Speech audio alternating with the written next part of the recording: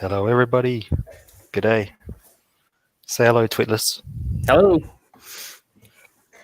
Who have we got in here? This show's a little bit later than normal because EVS was on and I was watching that. And also I had Godfather playing on the TV, so I wanted to watch a bit of that. Which part? Was that the first part? Yeah, it's the first movie, the best one. Gotcha. Yeah, sorry. Berserk Guts brings up a really good point. I need to give Testy more time, more of a countdown so he can shadow my stream. Sorry, Testy. But to be fair, he was supposed to go live at 3 o'clock yesterday afternoon, his time. So, and he didn't do that either. So I'm starting to think that his show might not happen. What do you think? What do you think, Twitless? Is this show going to happen? I don't know. I don't know Testy. You'll have to bring me up to speed. He was very angry at me, and he said that he was cancelling me, and that he was going to run a stream at 1 minute before my stream to take all the viewers. And so he was starting up. He set up he purchased a domain name. He set up that StarWarsGuy.com. Oh, he put some investment into it. Oh, that's commitment. I'll give him that. That's commitment right there. Yeah, and so he was starting that Star Wars Guy channel, obviously to irritate Anna, that Star Wars girl, and then he wanted to irritate me by doing it at the same time as me, or 1 minute before. Oh, you're done. He bought a domain name. Yeah. Do you have a domain name? No. See, I shouldn't have said that because now people will be trying to get my domain name. You sons of bitches, don't you get my domain name? Game over. Yeah. All right. Good Lord. I mean, actually, like I said, I'm actually kind of impressed because most of the time they don't commit that hard. It's usually just like, whinging on Twitter is as far as they'll go into cancellation. But what did you guys did you piss in his cornflakes? Like that's real commitment. I think he should be committed. Good Lord. That's what I think. Well, I want to apologize. But yeah, he was very angry. I think the main thing he was angry at is, from what I could tell, the main thing he was angry at from that I took from that show was the me making a computer game. How dare you? He seemed really distressed about that situation, and every time I put the computer game on to show the other guests that came on what I was doing, he kept on threatening to leave the show, and he kept giving me 10-second countdowns for me to take the video game off the screen or he would leave. It was wow. Yeah, so I feared for my life and my online presence life, and I sent out a tweet day before last asking for help because War Campaign was cancelling me. But I haven't been cancelled, but also no one came to help. So I don't know exactly what my takeaway from that should be. I can't tell you. I have a channel no one watches, so what already has no life cannot be killed, is my opinion. Okay, so is this avatar you've got a fair reflection of your appearance? It's close-ish. It's cartoony. It's I do a webcomic, and this is my my buddy's artistic so it actually looks way better than I do in person. Mm-hmm. Okay. I want to give a shout out to Slick Rick for calling me twatless. That's clever. I thought I was smart by calling myself twitless, but you one-upped me. And I haven't. It's so funny because I just have a high-pitched voice. I guess my voice. I never hit puberty, so my voice never dropped. And you can't hurt me as much as it hurts every single time I get called by a telemarketer, and they call me ma'am on the phone. So I get I get doubly insulted because I have to deal with the telemarketer, and then I have to deal with the telemarketer calling me a lady. So such as the pain. And do you correct them? Do you correct them, or do you let them go on? I used to. I used to correct them, but then I gave up because it just took too much time. All right, so who is this guy again? Says Leroy. Okay, I'm the person who ruined. Okay, I have to apologize. I'm the person who ruined the last stream by injecting way too much reason and sense, and therefore soy, into the internet blood sport that happened. You brought back internet blood sports for a good like 20 or 30 minutes. Because the stream was really quiet, and I was actually working out at the gym. I was doing my workout, and trying to get my voice to drop. And I saw your stream, and it was kind of dying down for a little bit. And I was like, oh, I could hop on and voice some concerns I've got about Comicsgate and stuff.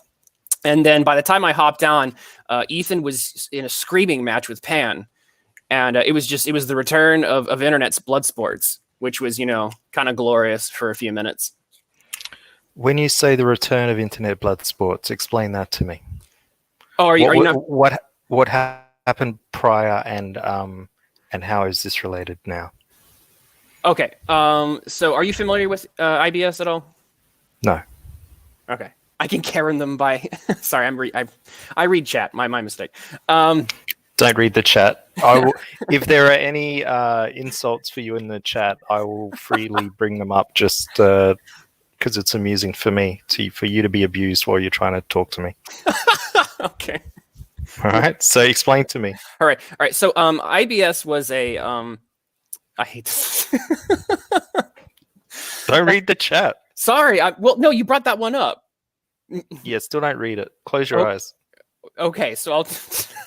Okay. This is going to be a fun stream. All right, so IBS was this short-lived thing that that was, what was it, a couple years ago, I'd say, and it was a bunch of the internet guys like Andy Worski and Ethan Ralph and stuff. And who were they? They're guys on the I guess political outsiders is probably the best way to call them. And they kind of like a Ben Shapiro kind of people. Probably further right, I guess. I don't know their exact politics. I definitely know that they're definitely shit talkers, and they would host a lot of shows. One of the famous ones had like I think it was Sargon of Akkad and Richard Spencer was I think it was when it started, and the two of them had a debate, and they ended up again just screaming at each other at one point, and that's kind of was like, oh, we can get these like big YouTube names or semi-big YouTube names or controversial YouTube names and get them to yell at each other under the guise of debate, and so sometimes you get like half a debate before the screaming would start, and it was a lot of drama, and therefore it was quite entertaining. It was kind of like Jerry Springer basically. Mm-hmm. But with like YouTubers, so it was way more dumb. But it was kind of like this brief flame of glorious insanity. But obviously because it was so contentious, it really flamed out. There was a guy named Tonkasaw who actually challenged, I think it was Andy Worski, to a literal fight in Knoxville.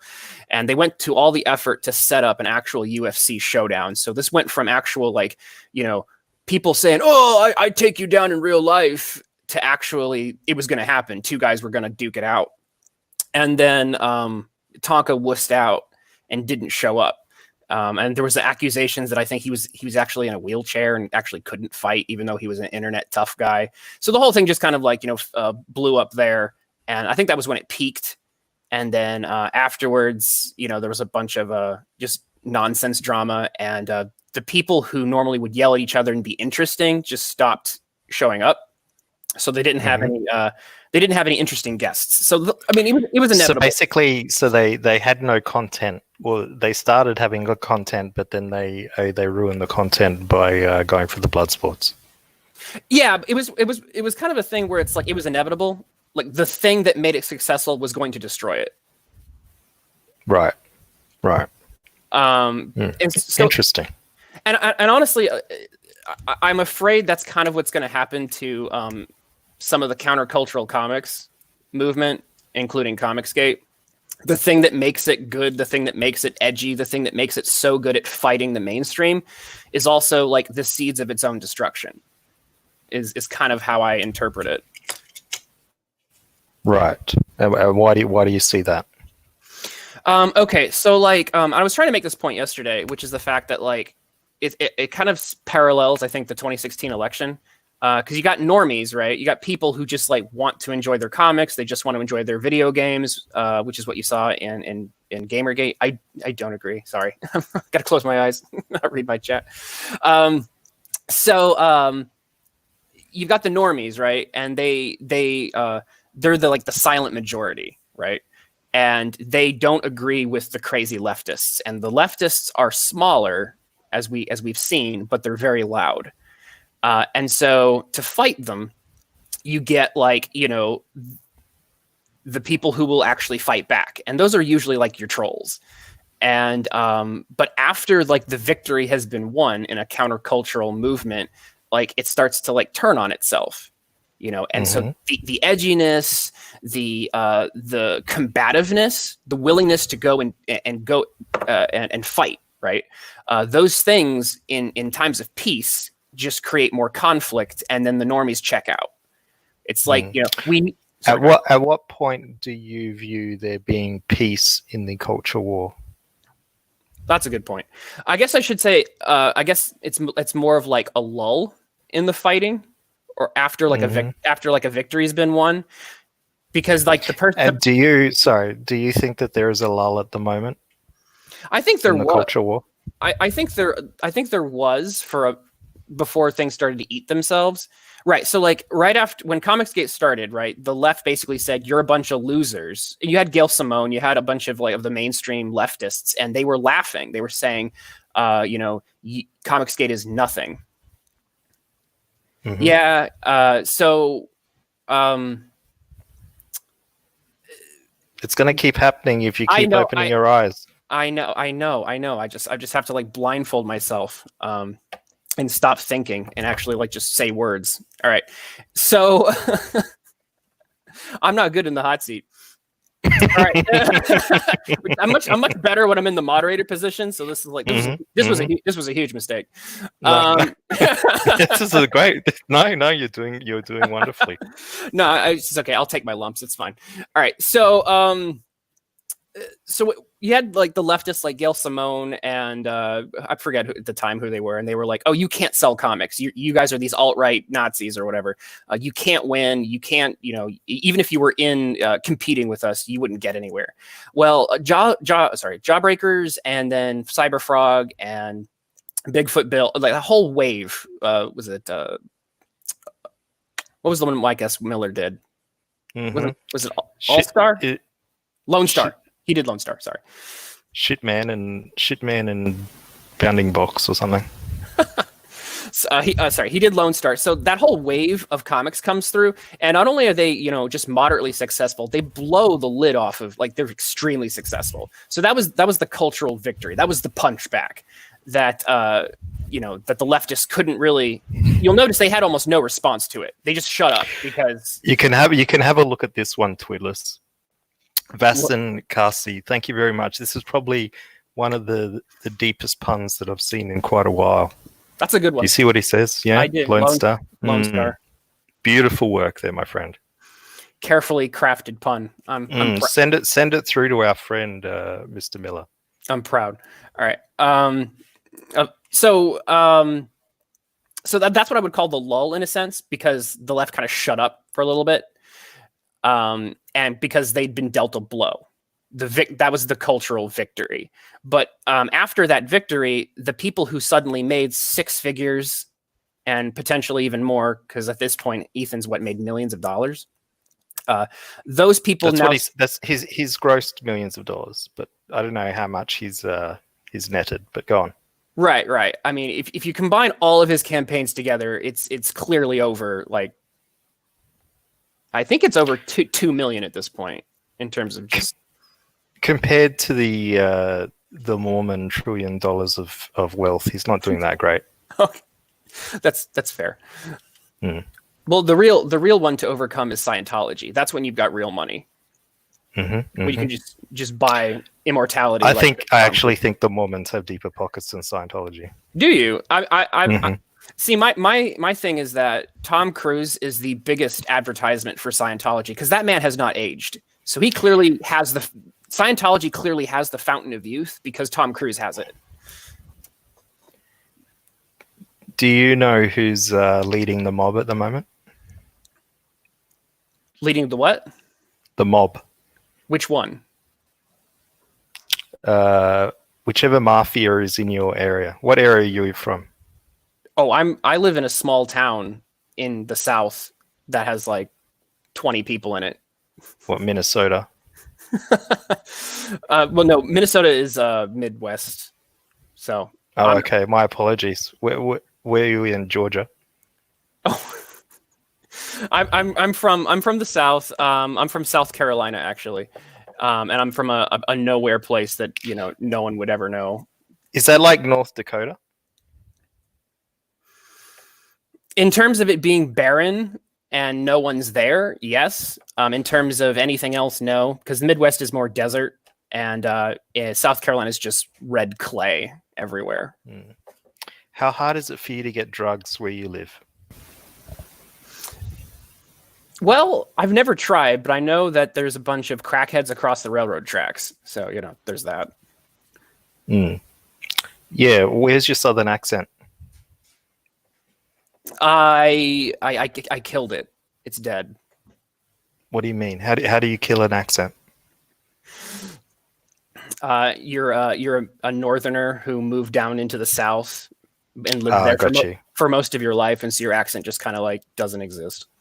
Right, I get you. Okay, so the reason I was asking about the mob is because no one knows who's leading the mob, except for the CIA or what have you. And by the same token, no one knows who's leading the Mormons. In other words, their reach is so great and expansive that it's not. They don't advertise their presence. You know what I mean?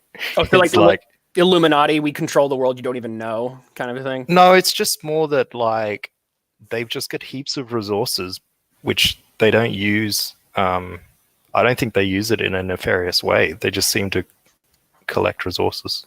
It's kind of like the Catholic Church in that regard. Yeah, but the Catholic Church has that figurehead. It's they have the Pope. It's very clear where their organizational structure is.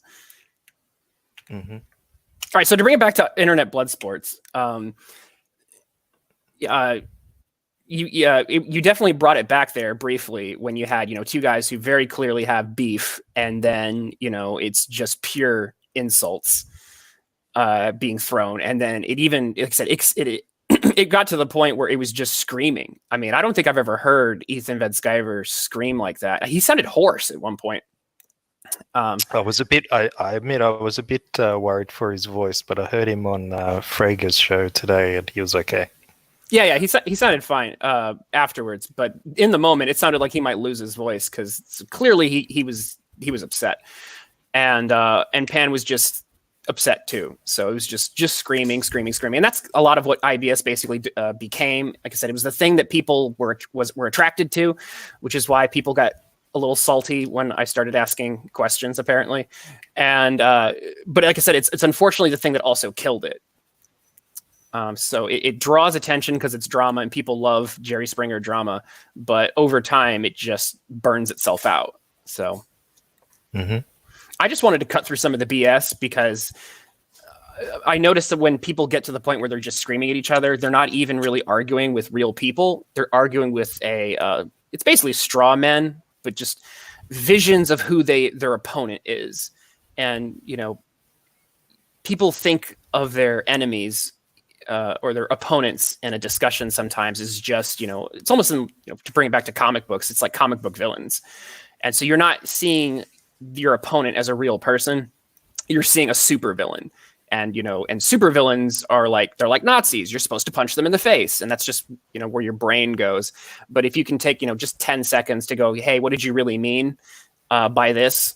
And it's like, the other guy says, well, this is what I meant. And the other person says, well, that's not what I meant. And then you realize it was kind of a misconstruing or a miscommunication. You can actually get, at least a semblance of rational thought into the discussion. And then, maybe you can make a little progress.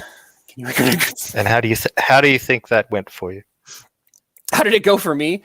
Well, like I said, it was, I'll add it to the long list of mistakes in my life, including making a YouTube channel devoted to comics. The problem when did you start your YouTube channel? Oh, I think I started it has to be a couple years ago, and I put a couple videos up, and then I stopped, and then I'm trying to do the daily content, do the grind, because it's all algorithm. Right. Do you think it's all algorithm? Because I don't think that I work very well with an algorithm. I've heard it's algorithm, and I think there's truth to it. I have one video that got a bunch of views, and it was literally just algorithm, just smiled upon it, and that seems to be where I got most of the attention I did get, which is again none. So I'm just doing the fake it till you make it, suck until you get a little bit less sucky. So you just got to grind it out. It's like it's like an RPG. Those levels 1 through 10 are gonna just be terrible, but then you finally get that cool ability. The middle game is not as much of a drag. Right. I didn't really get that. I was trying to make a video game reference. Sorry. Oh, you should have done that with Testify, because he's a gaming expert. I thought you were a video game creator. I thought there was a bond there. No, I did get it. Oh, okay. I just wasn't paying enough attention. I'm just dumb. No, I got it. I thought about it for a little bit, and then I realized what you were saying. Like in an RPG, like low level is just sucky, and then mid game's kind of fun because you get a couple of good abilities, and it's the grind isn't so bad. Yeah, that's what I was trying to make. Yeah, feats and stuff. Yeah. That's my terrible analogy. Do you play D&D? I play Pathfinder. I'm one of those nerds. Right. Well, explain Pathfinder to me. Pathfinder, did you play D&D 3.5? Yes. Okay, so it's 3.5, but they fixed sorcerers, and that's my favorite class. Sorcerers? Why? Because they get to their pick of spells? Well, in Dungeons & Dragons, they're basically just lame wizards, but in Pathfinder, they added bloodlines and stuff. Anyway. So it's Dungeons & Dragons 3.5, but they expanded on the options. Right. So to answer your question, yes, I've played Dungeons & Dragons. Okay. I'm just trying to get an idea of you. Why do you want to go on YouTube? Like, what is your goal with your channel? There's the rub. So I don't want this to come out wrong, but I guess I'll just say it. My ultimate goal is to work in comics. I run a webcomic that also nobody reads called superschool.com. So I've also bought a domain, so get on my level. What was your domain name? Superschooled.com. I'll type it in private chat. It's super hard to remember. That's probably not what you wanted with a domain. Well, I'm clueless, so I mean it's in my name. It's Twitless. I mean, come on, like I'm honest about it at least. Yes, D-Drum would like to have a look at some of your art. Well, I'm the writer, so you can't blame me for the art. You can blame me for the jokes that aren't funny. Oh, okay. No, I've loved comics for a very long time. That's also why here's the thing. I follow Comicsgate and the Comicsgate related stuff, but I don't follow it as deeply as the people who know all the lore. And that's why I was trying to talk about, normie vision the other day, because most people don't have 12 hours a day to follow every single Twitter feed and every single live stream. And so we see only the bits that we see. We'll see some of the Twitter clips. We'll watch, half of the live streams. And so we only see, what a normal person could see. Uh-oh. I've been canceled. Yep. So you've got normie vision, and you're looking in at Comicsgate with normie vision. Well, I'm trying to, yeah. Although apparently that was concern trolling. I'm all sorts of bad, apparently. This is what happens when I dare to open my mouth. So you are aware of the arena that is the internet, and you are aware of the pitfalls that may befall people that embark upon this path. I am. I apparently didn't know them hard enough. Well, I like anyone that has enough confidence to come on in the middle of Ethan yelling at one of the leaders of the war campaign to try and get their point of view across. So basically, I've been a nobody for so long. I was like, what the hell? Why not? Let's give it a shot and see what happens. Mm-hmm. Right. So here we go. How old are you, Twitless? About? I hate counting my age. It's 30. About. Give me a range. It's mid-30s. Okay. That's not going to make me look any better. I should have said 17, because then I would actually be able to say, oh my gosh, my voice hasn't dropped. One day it will. I'll be a real boy someday. Are you a big guy, Twitless? Now we're getting personal. How big are you? I'm not really that big. I'm about 5'10", but well built. I'm 5'11". I'm just under 6 foot, and I've been working out for the past year and a half because I got fat, and that was really depressing. Mm-hmm. Do we have videos of you where you're fat? I think so. Maybe. Yes, you can see me in my video. Uh-oh, someone looked at my channel. That's a first. We're gonna have a look at it. We're gonna see, I want to find a video of you where you're your fattest. What would be that be? What would that be? I don't think I was doing videos when I got fat. Oh. I was eating a lot of cake. Right. So what's your YouTube channel called? That's the same thing, Twitless. Do I just type in Twitless? Yeah.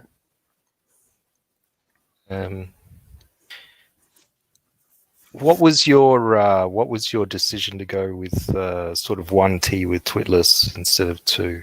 Did you try it out with 2 and see how that looked? I didn't. See, all right. So the thing behind Twitless is I was trying to make a pun, and I loved this quote from Ratchet and Clank. And are you familiar with the game series Ratchet and Clank? Yes. So there's this. Yeah. So there's a line from, I think it's Up Your Arsenal, and Dr. Nefarious and Lawrence is his butler, and Lawrence says, "You put the wit in Twits, and I went, "Oh, that's funny. I should make that my name." Wit in Twit would have been a better name than Twitless. Well, thanks for telling me that now. It's a really good quote, Wit in Twit. And it rolls off the tongue. Where were you, like 10 years ago when I was putting together my online handle that clearly everyone's going to know me by now? Well, you're an all right looking dude. Let me just share the screen. You should. You're gonna make me. You're gonna make me look at myself. I mean, come on. This is just low. No, don't be humble now. You're putting your face online. You want people to look at you. That's fair. All right, let's have a look here. Actually, go ahead. Yeah. There's my webcomic too. This is me in all of my shame. Mm-hmm. You know, that art's not bad for a webcomic. How many do you publish? Like one a week, or what do you do? We do twice a week, actually. We've been trying to, because if you do once a week for a webcomic, people will only show up once in a while and forget it. If you do twice a week, you can make it enough of a habit for people to come to the website multiple times. That's kind of our target. We've done a pretty good job of updating twice a week for about 3 or 4 years. So, okay. And so, where do your, if you say you're an outsider peering in, where are your interests lying with regard to your channel and your comics, and where do you spend your time in terms of Discord, like on Discord or on your Twitter, or tell me what's your go? Can you clarify? I'm sorry, I didn't quite understand the question. Where do you hang out? Oh, do I hang out? So I'm on Discord a little bit. I read a lot of Twitter. I don't tweet as much because it is kind of a cesspool, and it leads to more. Who was it? Was it Richard who said, "You boy Zach"? I think he said that Twitter was a miscommunication device. That was funny. All right, thank you, J Obama. That one made me laugh. Mm-hmm. All right, but I hang out on. I read Twitter. I have a Facebook. So you're with all the cool kids, yeah? Go on. Yeah. I'm not entirely a boomer. I spend most of my time reading Twitter. Like I said, I don't try to respond too much. Bathhouse. Don't read that one. These are good, man. Like you got, yeah. These are some fire. Yeah. Wow.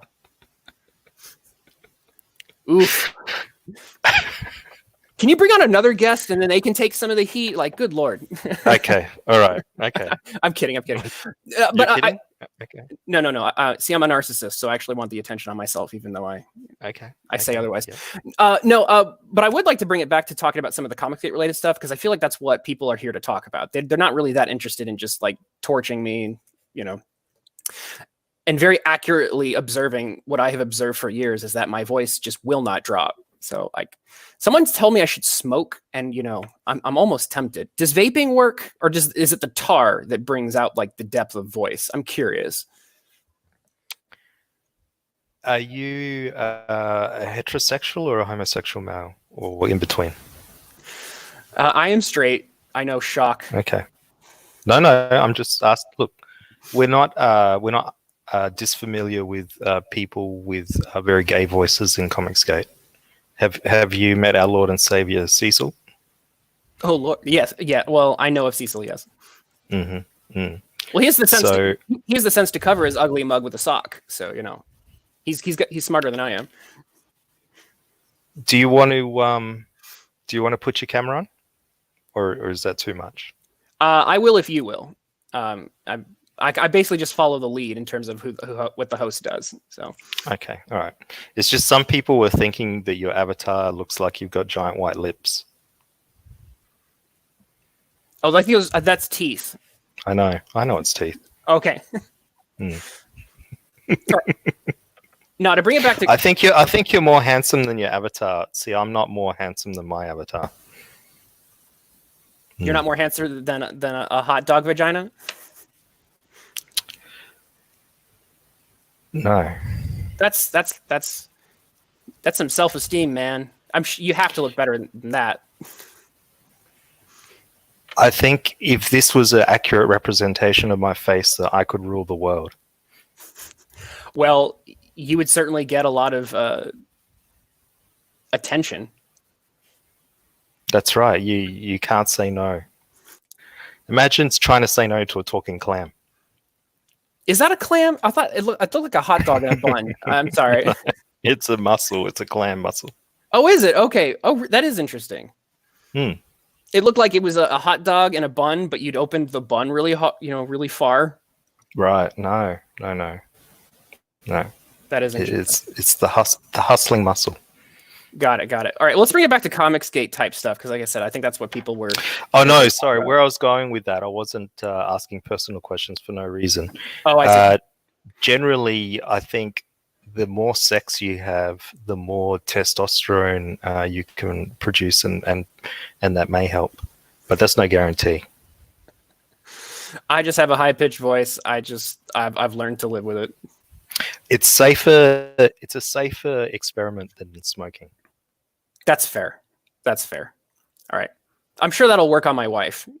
My voice needs to sound deeper. Let's go at it. Oh, you're married. I am married. That solution's not for you. We have to think of a different one. Oh, I see. Okay. Yeah. If you're going to want regular sex, then don't worry about the being married part. All right. We'll think of something. What do you do at the gym? I do a lot of, do you know the elliptical, the kind of cross-country skiing thingy? It kind of does a whole bunch of full body workout type stuff. So I do about 9 miles a week on that. So a lot of cardio. Right. Okay. Mike why do you prefer cardio to say mass building? I do a lot of push-ups, so I do like to do muscle building. It's just I really hated being fat, and so I'm just pure calorie burn at this point. You know that the more muscle you build, the more calories that your muscles actually require from your body to burn. Yeah, I know you're supposed to mix it up with muscle development. That's, like I said, I do a lot of push-ups, but Mm. So you don't lift, bro? I do. I've done some. It's just to me, some of it's time. Because if I only have 30 or if I only have about an hour to go at the gym, I try to do the cardio as much as possible because I feel like I get more out of it. It also feels really good too because you get those endorphins running. Yeah, the cardio does give you a good endorphin rush, but by the same token, if you do an extreme heavy lift where you break all your muscles, like you just do like a 10-minute session of breaking your muscles down, you get that endorphin rush as well. Yeah. It's an interesting thing for maybe you to look at if you are going to the gym that much, you might as well. Yeah. What does this comment mean, hate cult? Yeah. That's too obscure to me. Yeah, that one I missed that one. Oh, I think he's talking about, my fat turkey neck. I don't know. No, I don't think so. I think you're very concerned about the way you look. I mean, when I look at your video here, you don't seem. Let's just have a look. And I'll share the audio as well. That's part of being a narcissist. You're just like obsessed. You're obsessed with yourself, but it's not necessarily a negative assessment usually. I mean, all right, and we're live. Don't make me listen to my own voice too. That's too much. Also, I completely forgot, but so you spelt schooled wrong as well. I did. That's a shame because I'm an English major. Give me a second while I. That was my attempt to be cool. Like the '90s here. When you misspell things on purpose because it's extreme and neat. We're gonna do a thingy. Have you ever read the Babysitter Club books? I know what they are because I have 3 sisters. I never read those. I read the American Girl books occasionally when my sisters would leave them lying around the house and I had nothing to read. Oh, right. Yeah, there goes the rest of my testosterone points right there. The reason I ask is because in one of the books, I think it's Mary Jane Gets a Boyfriend.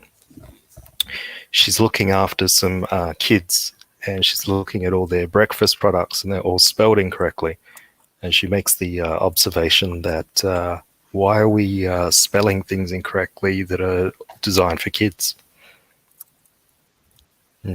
Wow, that's deep. Wait, hold on. Why were you reading the Babysitter Club? I have a interest in English literature as well.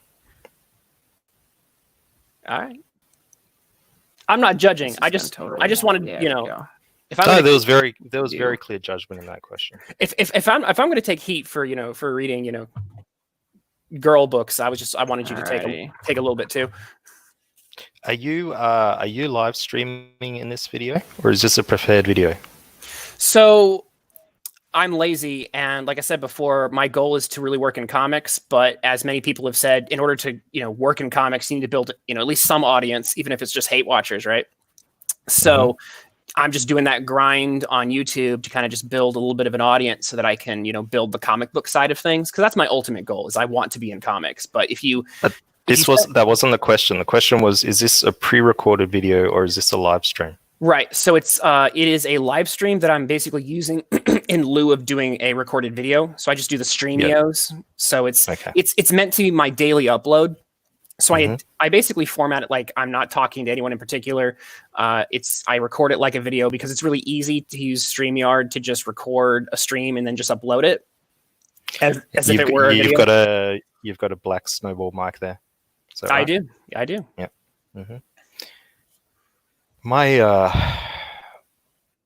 I have the same microphone. My laptop intermittently keeps rejecting my microphone, and I don't know what to do about this situation. You said your internet or StreamYard?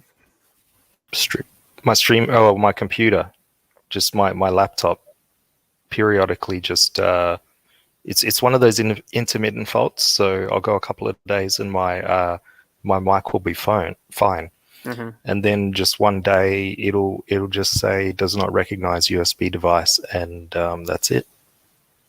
No more microphone. That's weird. Mm. Is it I mean, the only thing I can think of is just update your drivers, which is, you know. I've updated my drivers. I have rerun like some serious DOS alterations and tests and things, and there's just no problem at all. And the only thing I can do really left to do is to reinstall my operating system, and that means I lose a lot of stuff. How many, is it a port issue? Like how many USB ports do you have on your laptop? No, there's 4 on here, and also the microphone works on my other computer, my other PC. Gotcha. Question Comics, how many times do we have to hear about your microphone? You have to hear about my microphone until it is fixed, because otherwise, you know, it's a continual problem. And when I see someone else that's got the same microphone as me and it's working for them fine, it's quite irritating. See, so anyway, you should have linked to a GoFundMe for your microphone right there. That would have worked. But I've got the microphone. Well, I guess to figure out for a new computer then. That seems a bit excessive. You know, getting a new computer is the same as reformatting your old computer, because you start off with nothing. Well, if you transfer the hard drive over, that's, you basically just have everything. Yeah, but you know what would happen is that I'd transfer it over, and then there'd be some fucking bug file that's causing the problem, and it will go onto my new computer. Oh well, I can't help you there. I guess you're just no one's been able to help me. It's very frustrating. All right, I'm waiting to have a guest on that's had the same issue. Thrilling YouTube content. Don't question my YouTube content, man. We've got 80 people here watching us discuss this issue. That's fair. Touche. So yeah, I don't think you have a turkey neck from looking at this, and you don't seem to be fat either. So, I think we can get to work a bit on these self-esteem issues. You're a married man. You seem reasonably attractive from another man's point of view, from an artistic eye. Okay, you're actually more attractive than your avatar. So maybe look into I don't know. What can you do? What can you do to man up your image? I don't. You don't have to man up. Look, let's be honest. You don't have to man up that much. You're competing with Ethan, who's got quite a nice deep voice, but it's the pie. He's the pie lord. His generosity expands his skin as well as his persona. And a very handsome man. Very handsome man. And he's looking a little pink, but I'm sure that he swears his bronze complexion is going to come in from that sunburn. And then you've got Cecil, you've got that Star Wars girl. I would say at this point you don't need to compete with that Star Wars girl in terms of masculinity. So some of Liam is not the most masculine man in comics. I will come at that and say we're not. Well, I won't say we are. They're not Sean Gordon Murphy. Let's say that's fair. Self-deprecation is a stylistic choice to an extent. I do have things I am confident about. I'm just it's just the way I choose to engage with the internet crowd. Mm-hmm. So there is a little bit of persona in there, which everybody does on the internet. So, yep. No, but I am curious. I'd like, if you don't mind me asking you a question. I'll allow it. Okay, so where do you fall on the internet blood sport? How things are kind of boiling down into internet blood sports level with comic creators yelling at each other? Because like I said, I dipped in, I dipped out, and half of my Twitter feed was screaming at the other half, and it didn't even feel like a real conversation was happening. It was just classifications of people as villains and liars and evil, and then it was just us versus them. People who used to be even friends and collaborators, it just devolved into just chaos. So what is your take on all of that? I would suggest that chaos is where the waters that I wade in. So I'm very comfortable when there are situations of chaos, and that is where I find my time to shine. So I'm very welcoming of the situation. I'm very understanding of the situation. I'm very familiar with it, and I think that perhaps this show can be a guiding light for people to wade in and out of these dangerous waters. So, Mm-hmm. okay, yeah, I gotcha. And that's what do you do personally though when you see two creators that you like get into that? Because it gets to a point where it's like they go, it almost feels like you have to choose sides in a way. Mm-hmm. So where do you fall on that point? Because I've noticed some creators are going, well, we just have to find the objective truth and then choose that side. And then some people try to play both, and some people try to be neutral. Some people do revel in the chaos. So that feels like a little bit more where you're coming from, if I'm not misapprehending you. Mm-hmm. Well, how many comic artists do you know? Like personally? Mm-hmm. A few, like 3, 4, 2 or 3. How many of those would you say were stable individuals? So I know the like, for example, the one who does my webcomic, he's got his quirks, as do I, but he's a very stable guy. So most of the people that I know that I'm collaborating with in terms of comics are extremely again, they're normies. They're just normal people. So, some people would say, I guess, that some of the extreme talent is where you get, kind of like with Mozart, with extreme talent comes extreme quirkiness or even insanity. So I guess I just don't know the Mozarts. Right. I've known a fair few artists and creators in my time. And one thing that they all have in common is that they are all batshit crazy. All of them. Right? Mm-hmm. Now, when you are dealing with creative types, that is the understanding that you have to have when you come to them, when you come to dealing with it. The other, I kind of view it the same way that I view the hip-hop industry, the rap industry, especially the early rap industry. Instead of shooting each other, we're just yelling, right? Mm-hmm. So that's how it is, and it's always been thus.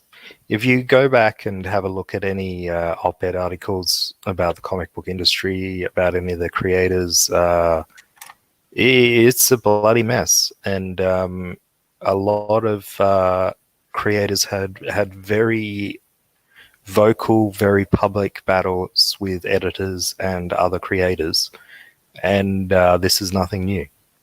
Yeah, you definitely had like it was a Byrne was a very controversial figure, and you always had those comics where they would take, but it felt like, as opposed to getting as, I don't know, into screaming matches, it felt like they would just be passive aggressive and just put it in the comics. They'd say, oh, no.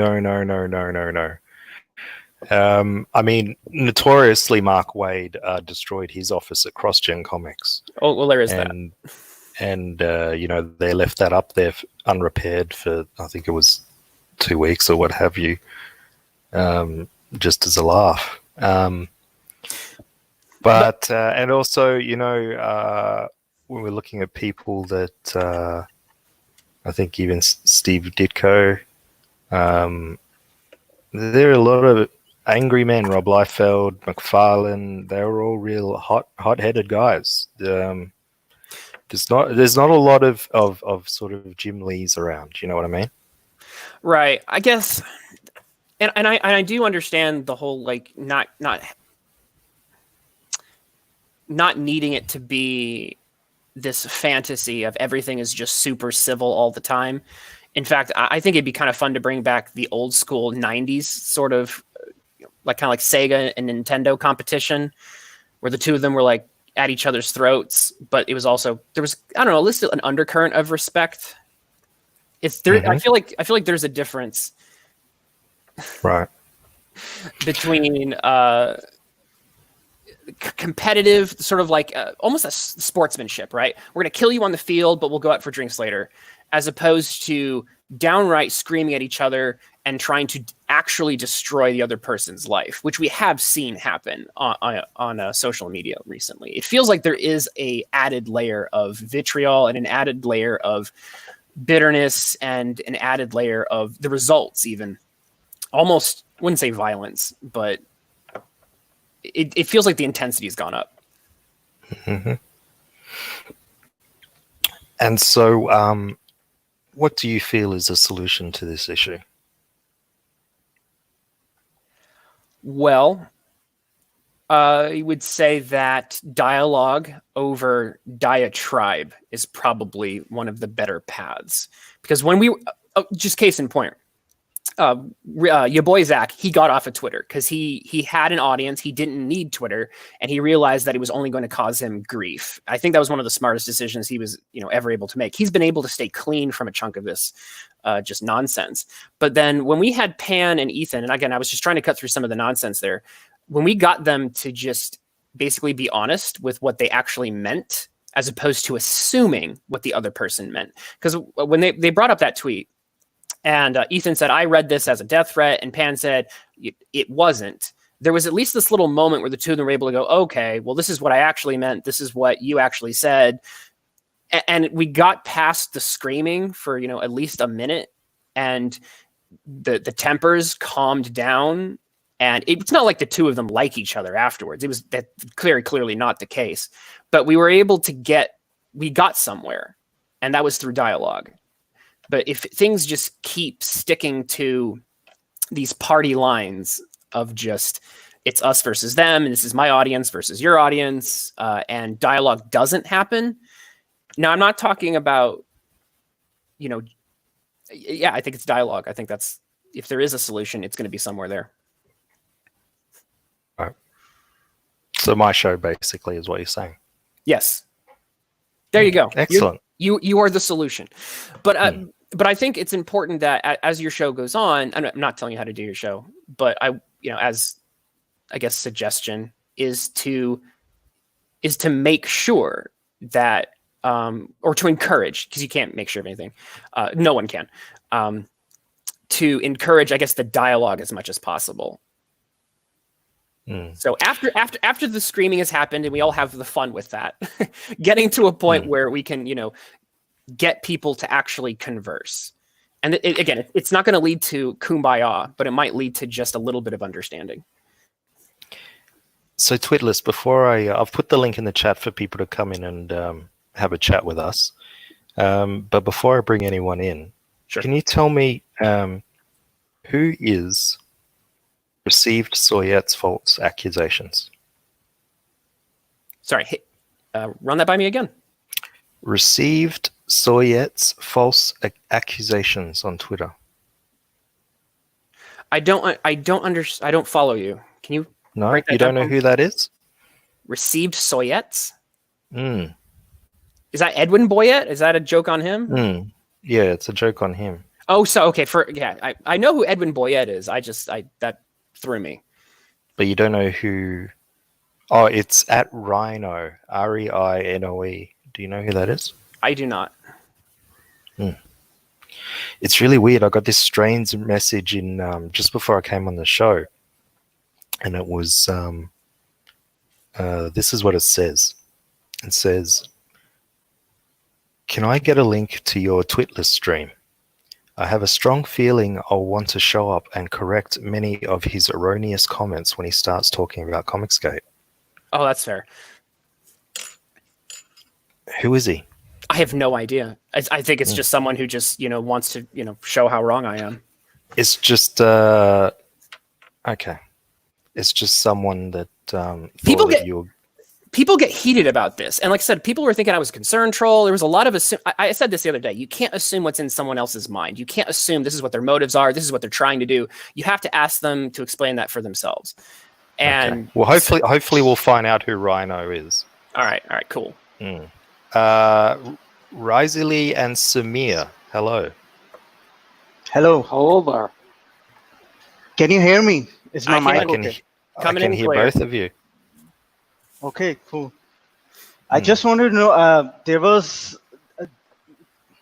an argument that War Campaign made that was completely that disappeared within the screaming match and accusation and all that about corporations taking over CG. About this threat, actually, not the corporation taking over CG, but about this perceived danger that corporations would take over comics again and would take over CG, because there is a lot of like, for example, with the NBA and with recently this with the Blizzard, there's a lot of foreign investment in all these corporations, and they keep they don't exactly if you can sorry, my English is not my first language, so what is your first language, Samir? Urdu. I'm from Pakistan. Okay, which you're doing great. Don't say that in a condescending way, man. That's kind of mean. Huh? So sorry, I missed you. Said it. Let him say it the way he wants. I didn't find anything. Anyways. Thanks, Risey. thanks for that contribution. Continue, Samir.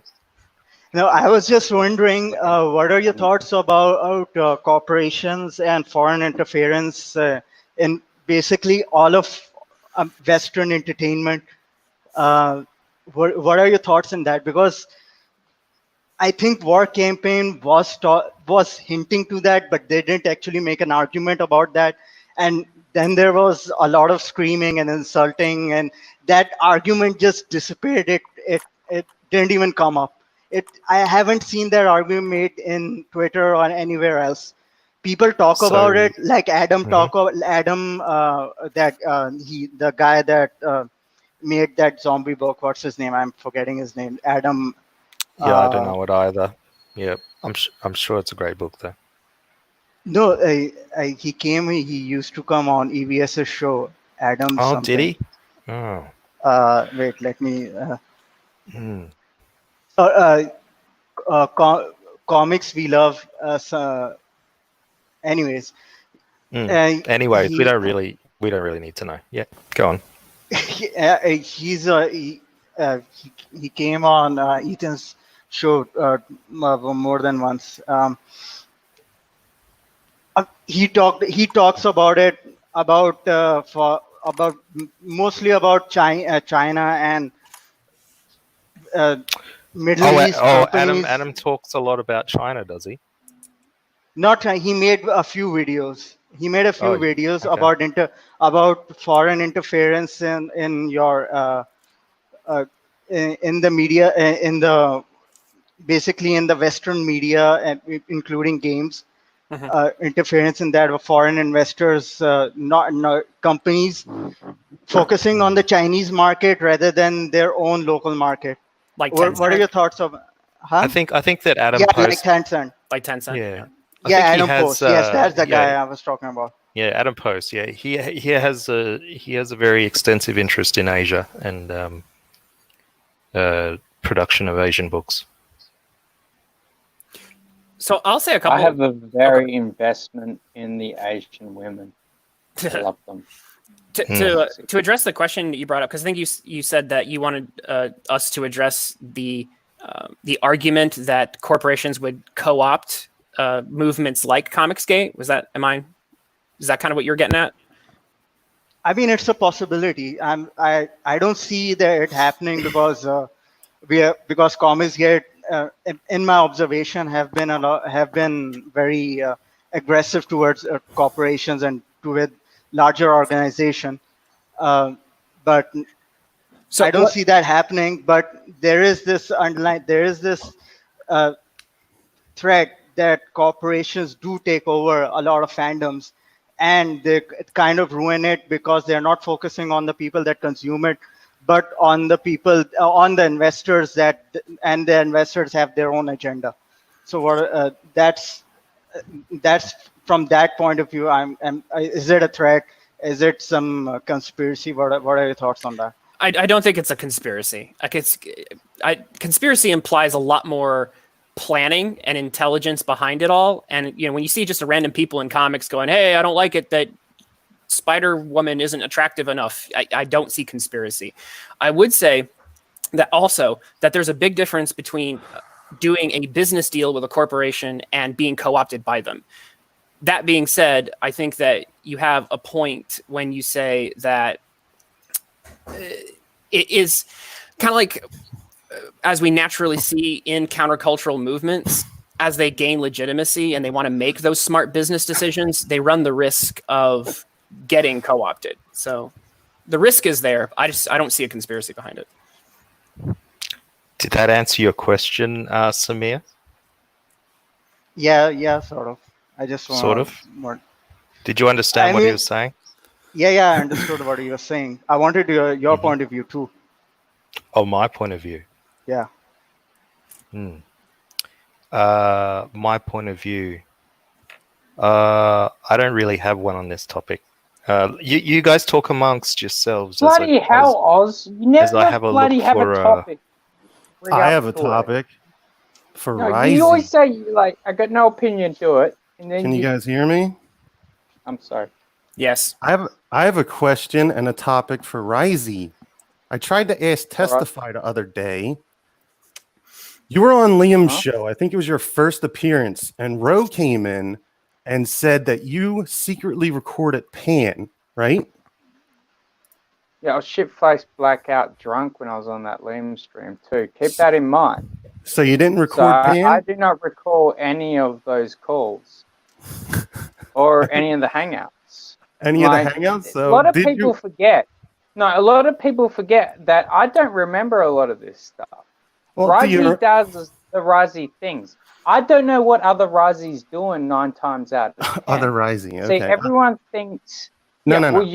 No, I could try to shift the blame to him. I'm going to shift... But nonetheless, I do not know what happens when blackout happens. Because so once the blackout happens... and you recorded Pan. But now you're in a war campaign chat I don't know. with other war campaigners because little Testy Boy says that he's talking to you all the time on a war camp. Well, that's a bit mean. Why'd you call him Testy Boy? That's well, he harsh. says you're talking to each other on a Discord, so I'm saying this right now. If you're on War Campaign's Discord, I would watch talking to this little fuck. I can't see. I'm looking at my mobile phone. So who's saying this? Is this Oz? Just be careful when you talk to this guy, people, if he recorded Pan. And I don't know why. Why are you rocking a War Campaign tag if you're recording people? Am I recording people now? Ro said you were. Or is Ro lying? Well, a lot of people say a lot of things. A lot of people say a lot of things about Rising. Okay, you weren't making different. You weren't making different accounts either. A lot of people. Wait, shut the fuck up. A lot of people say a lot of things about Ethan. Oh, fuck me. You and little Testy Boy weren't making different accounts to troll Anna for no reason. What's your real name? What's your real name? Is it Ryan Lee? Or is that a fake fucking name too? Yeah. My real name is Stephen Dawson. Oh, okay. That's bullshit. You're just like fucking testifying. Exactly. Pan. You can't trust a word you guys say. And Pan is not going to jail for any of this. Why am I going to tell you my real name? Like when you're being a prick like that. Because supposedly Anna read your name out, and you fucking called her a doxer with Testy. She did. Days. She doxed me. She went to my Facebook page with my family on that. Yeah, you weren't Facebook fucking page. stalking her with Testify? Is that why she read your name? I didn't stalk her. Oh, that's creepy. You're trying to derail her show like soy raging. I'm living in her bushes with a binoculars. Piece of shit, man. You are a little fucking worm. I hope you. Me? Oh, yeah, who are you? Which one is? I know who you are. You're a fucking weirdo, dude. No, I want to know which one you are saying that. Who's got the guts to say that? No, Say seriously. Come on, make a point.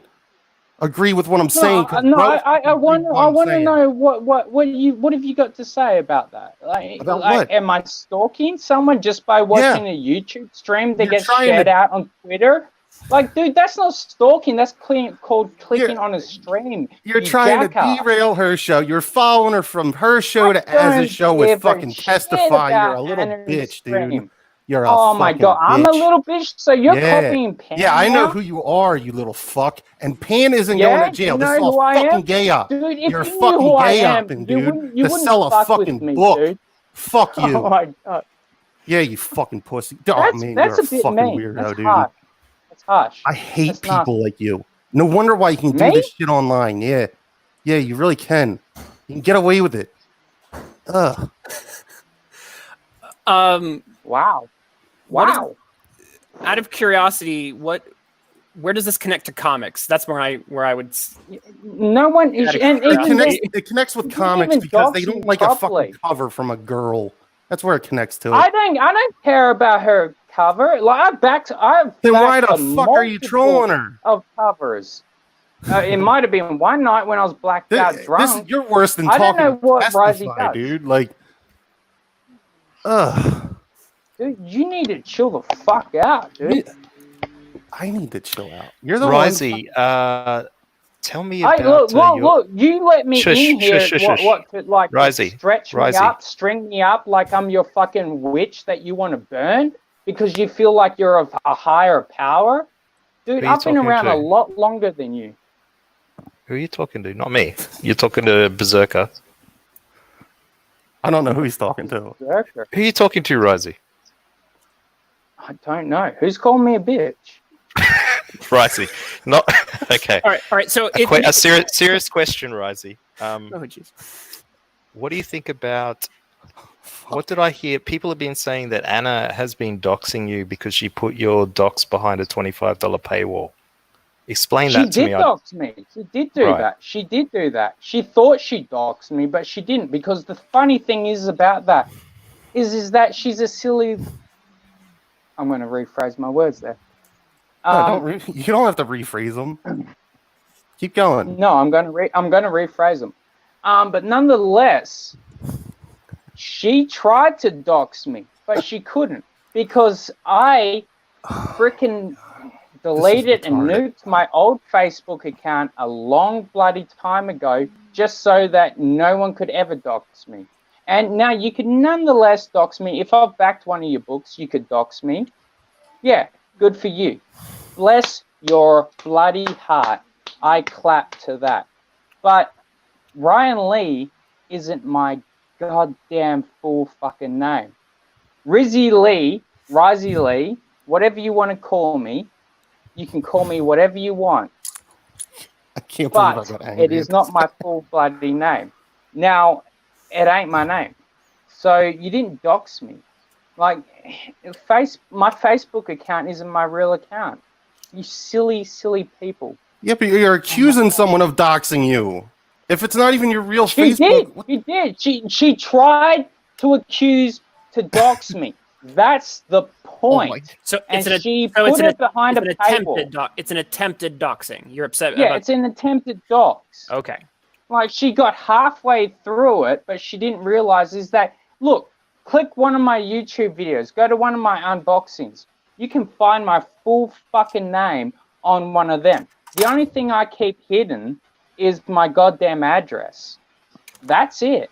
So Pan's not going to prison for you? Secret. Is Pan going to prison for you? I want to know that. He said he's going to prison next week. So you won't be online to do any D-Live shows now or jerk you off. Who's going to prison? Who's Pan. going to prison?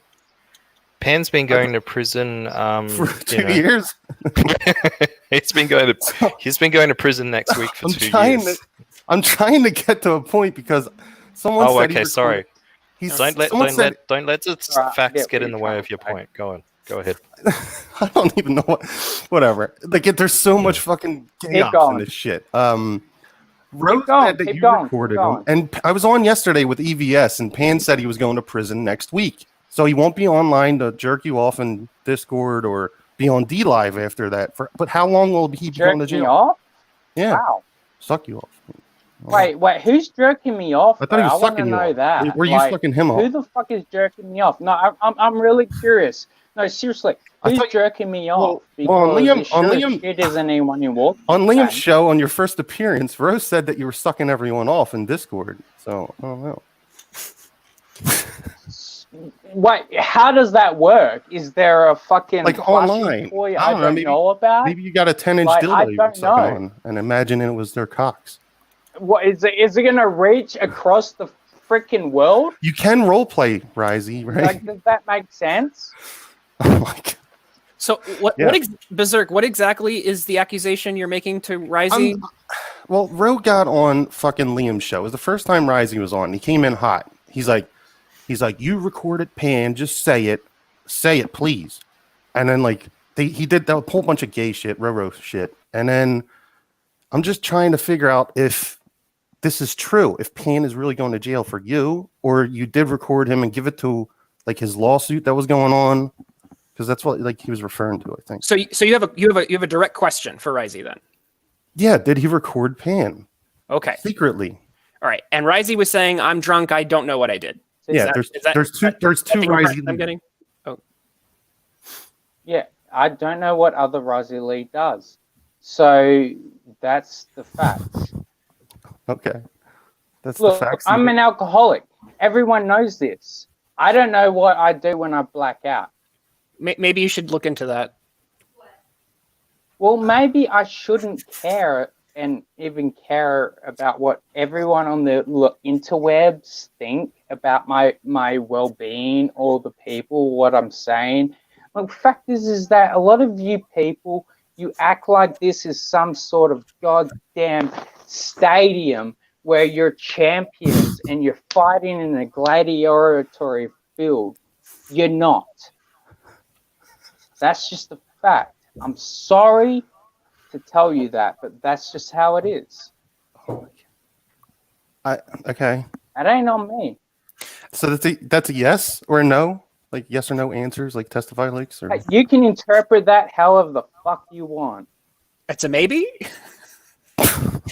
It's a Steve. I'm just it's a goddamn Steven from. I'm just a Cable listener Guy. trying to figure out all this bullshit. Like and maybe I shouldn't be doing that. Dude, but like when you're like going this after guy, someone I like watch, like Twitless here.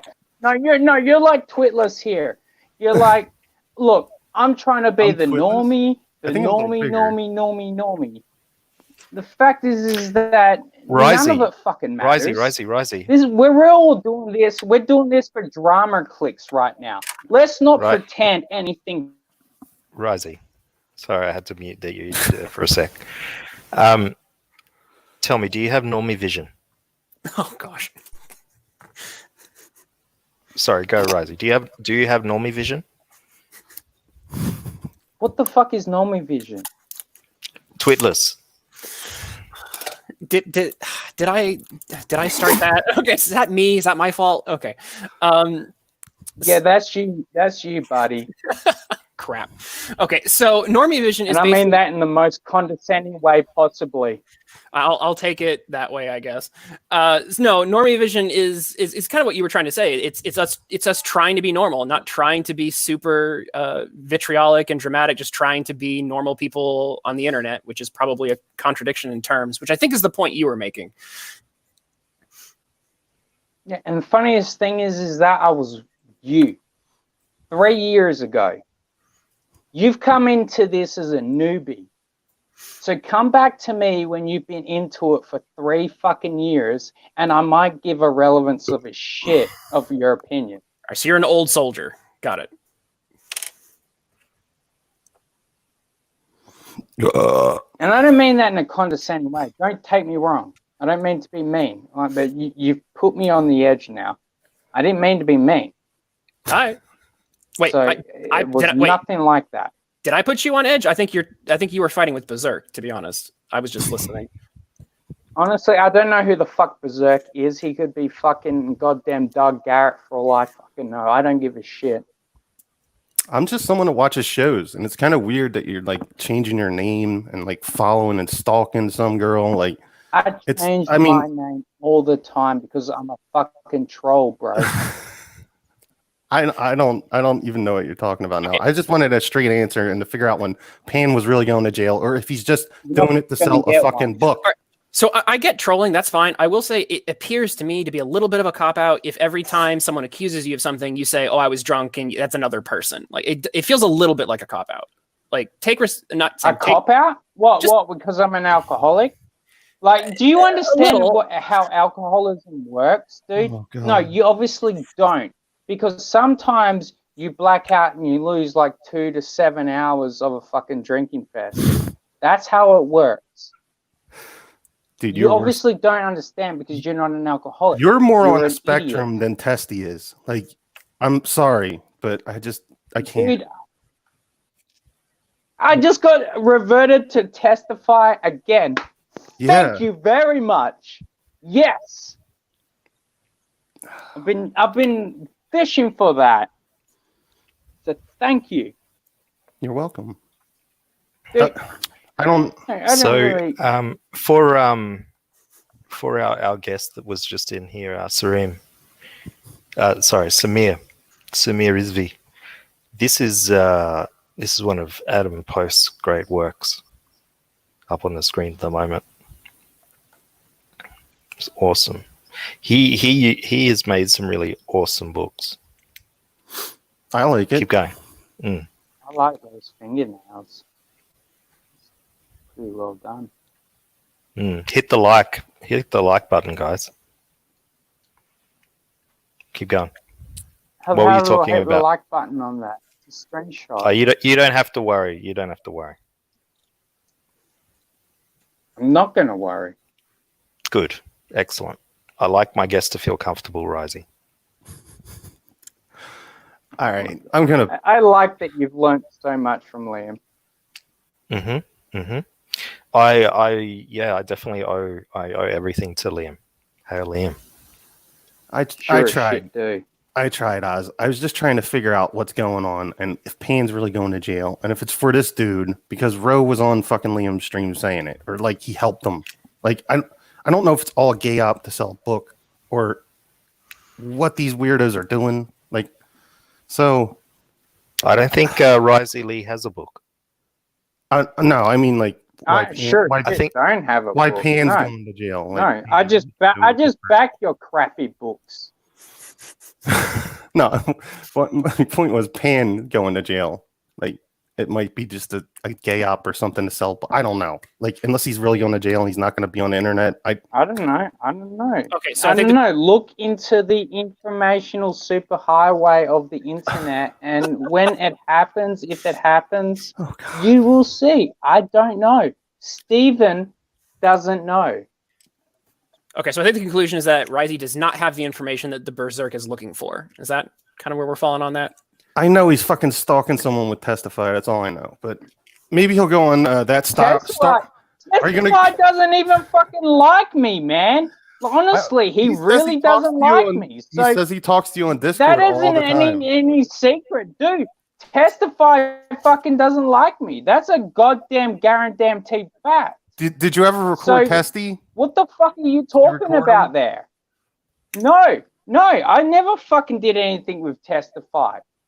Jesus Christ, don't throw him under the bus with this shit because we ain't even fucking friends. He fucking told me multiple times. You seem to be stalking the same girl at the same time with him. Dude, it might have been because I was fucking drunk and bored. I don't know. I go and troll people all the time. No one's ever had a problem with me trolling Ethan or Mike Miller or Edwin or Doug TenNapel. But the moment it happens to poor old Anna, everyone loses their fucking hair and they start pulling it out. And they're like, oh my God, what are you doing? It's not just one stream. You followed her as right after that. Hold on, I got a phone call. No, bullshit. Bullshit. Show me proof. Show me proof. Steven is in here right now. Steven.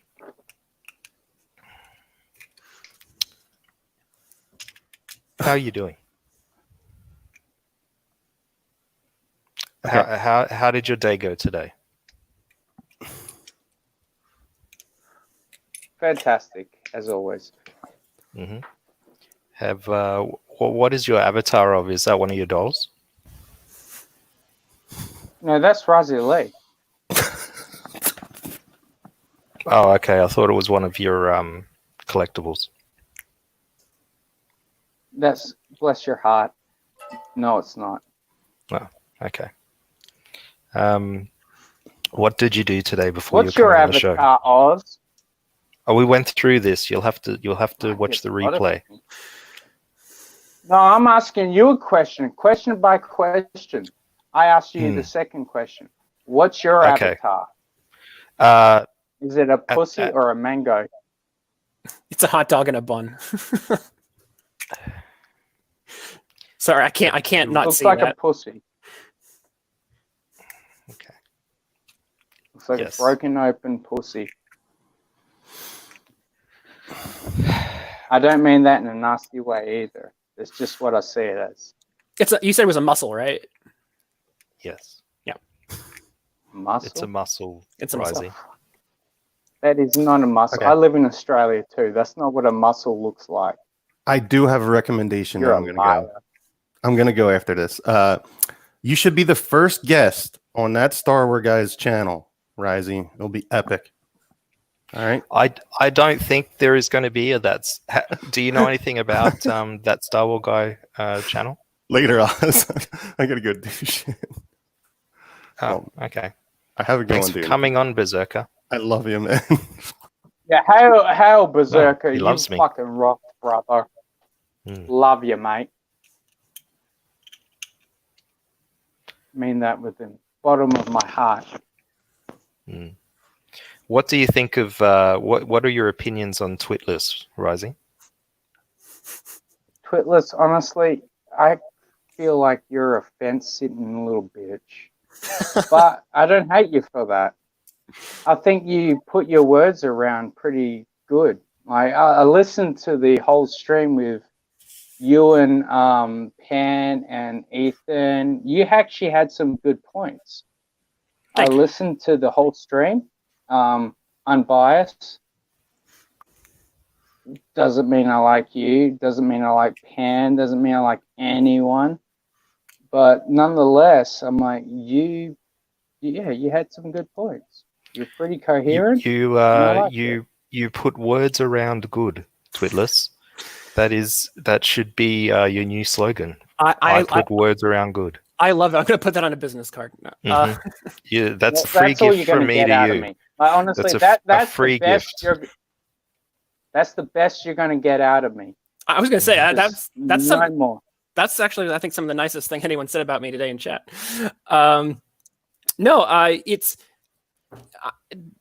the fence sitting is difficult because, like I said, you dip in, you dip out, and all of a sudden everyone's declaring war, and they want you to declare a Dude, side. I don't even know if you're a secretary for Gail Sabote because you sound like you're a secretary for Gail Sabote, to tell you the truth. Oh no, that is an insult. I will actually take that insult. That is an insult. Yes, I will agree. Gail that Simone? is definitely an insult. Come on. 100% an insult. Well, honestly, like you act like it a little bit. Let's not lie. I have nothing in common with Gail Simone. Give me a break. No, well, you're a little bit of I do not eat nearly enough to be like Gail Simone. You bastard. That's funny. I do not write enough about food to be Gail Simone. How's unemployment treating you, Rising? Well, how's unemployment treating you, Oz? I'm employed. You're employed? Mm. By being a little YouTuber wannabe artist? Yep. That's fantastic, buddy. You know what I am? I'm a wannabe editor. So. Oh, okay. What would you like to edit? Back and forth. I don't want to edit anything. I do things for free. I don't charge people, unlike most. I do it for free because I'm like, this is a hobby. This isn't something that matters. Comics editing, music editing, what kind of media? Movie editing and music editing. Oh at yes, the yes. same We've time. been through this before, Twitless. Oh Risey yeah, here we go.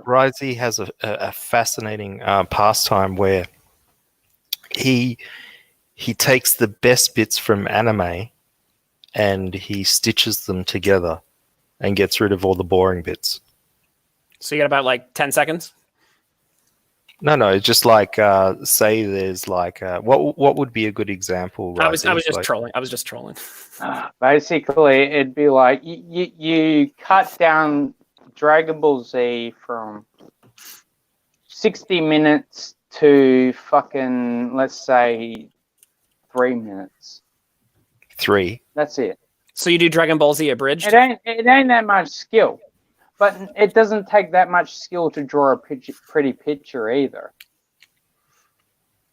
Like, That's true. You just put an ink to paper.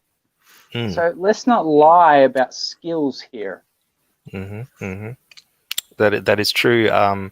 We've seen examples on this show, Mecha McCheese putting ink to paper. That was Mecha McCheese can fuck off. yeah. So yeah, I mean anyone can put a pen to paper, Risey. No, I'm sorry, I didn't mean to. I have a question for Risey. So if I'm a fence sitting, what side do you pick and why? I don't pick a side, man. I go after everybody. I'm a renegade. I take shots at every single person that's a goddamn hypocrite. And this is why I'm hated by both sides, by all three sides. War campaign, anti-CG, CG, all of them.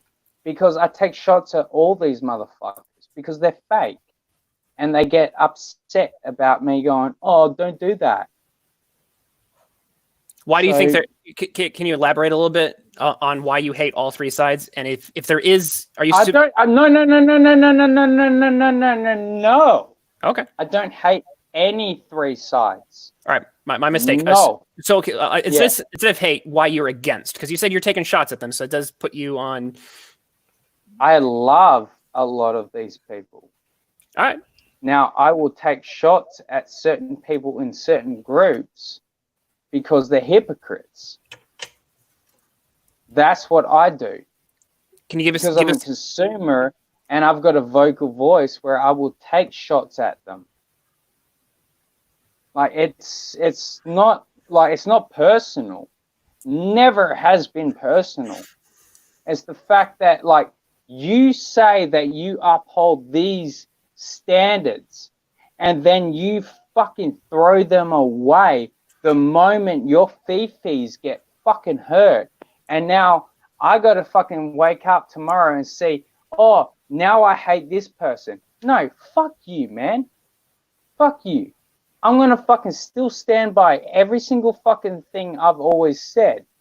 It's not on any person that says it. It's the fact that you're a liar and you can't stand by what you said last night. And now tomorrow I've got to wake up and listen to this shit and wake up to a bunch of fucking tweet or DMs where they're going, oh, Risey, you shouldn't have said that. That's not on me. I'm a consumer. I don't care. You can cancel me. It doesn't mean a goddamn thing to me. I'll do another thing somewhere else. It honestly does not matter at all. So in a way, I'm not saying that we're the same, but I feel like when I say normie vision and you say I'm on my own side as a consumer, there is a little bit of common ground there because just a little bit. Because it's we not are almost the same. It's not wanting to, but we're not. Because you keep relying on the word normie, and that is a cop out. Stop using it. Wait. So you can use the cop out. I there's two of me because I'm drunk, but I can't use the cop out normie. Come on, dude. No, you can't because alcoholism and being a fucking backstanding little bitch is two different things. Like, and They I are don't mean different. that in a mean way. No, Actually, they that are, sounds they in are, a mean way. they are different. I will concede. Yeah. How's everybody doing? Oh, How you doing, Duff? Dark Gift Comics. How are you? Good. I have a question because I've been neutral in all this. What is the difference between ripping on all three sides and not ripping on all three sides? Isn't that the same thing? Can you be more Rip on all three sides. Rip on all three sides. Honestly, rip on all three sides. Speak your fucking mind. But what if I don't want? What if I don't have an opinion on anything? Isn't that the then same fuck thing? it. Who cares? Then shut the fuck up.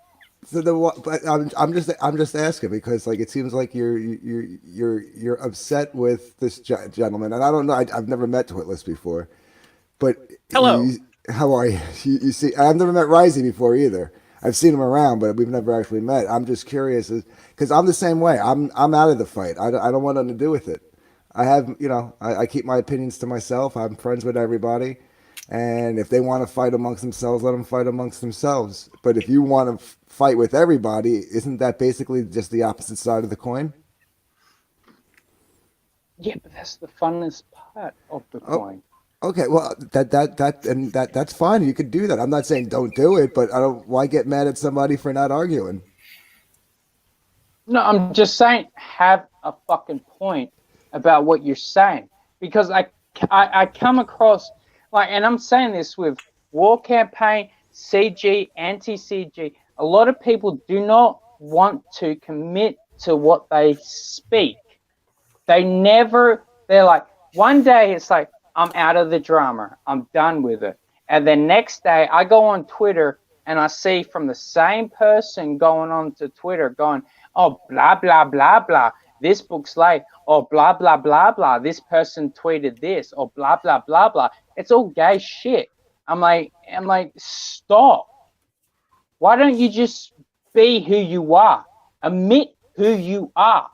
Don't freaking be a hypocrite. Stand up. That's a fair in your criticism. own look, but put your big boy pants on.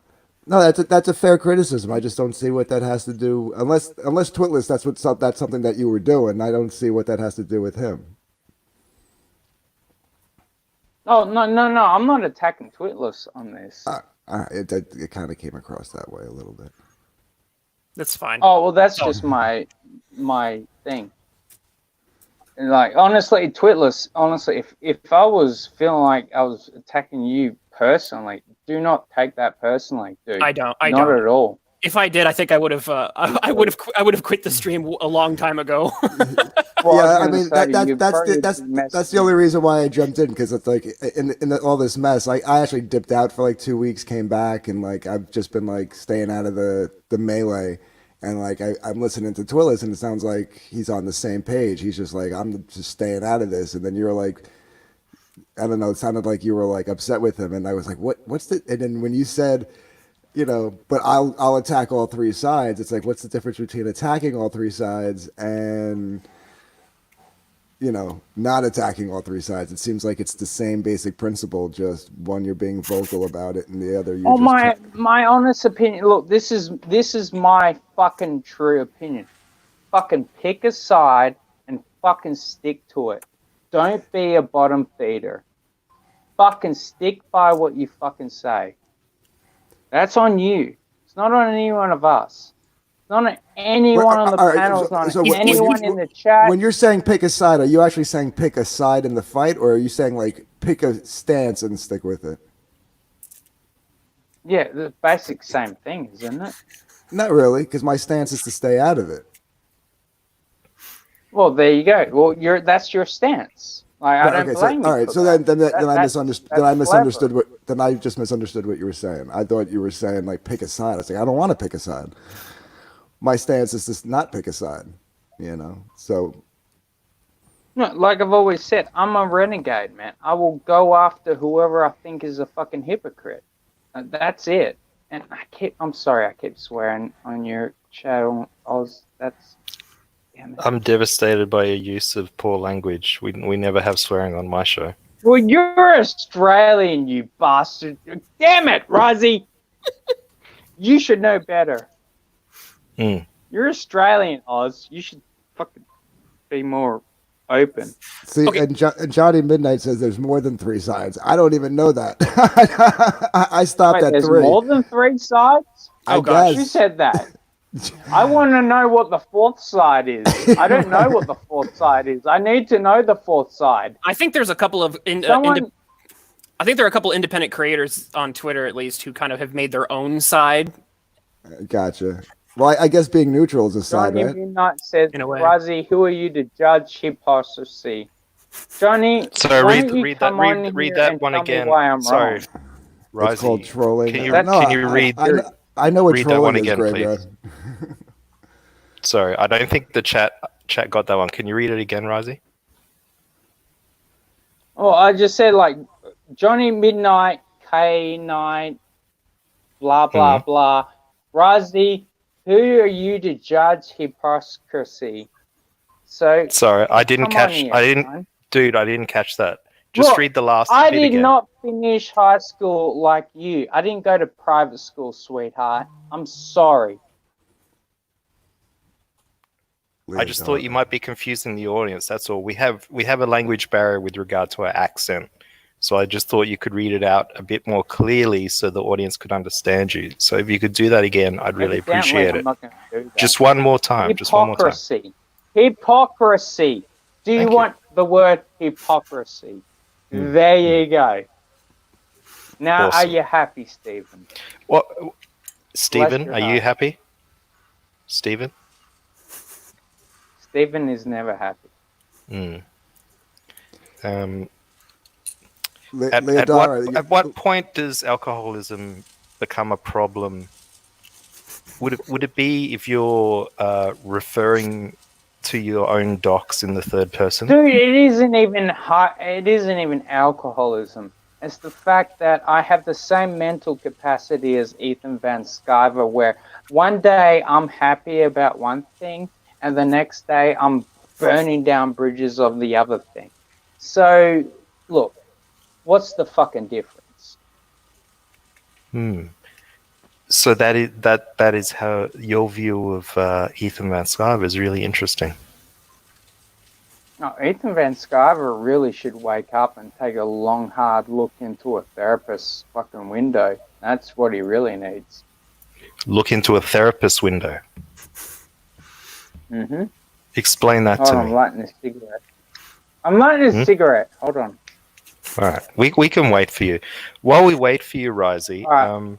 I'm just gonna. What do you think of this artwork?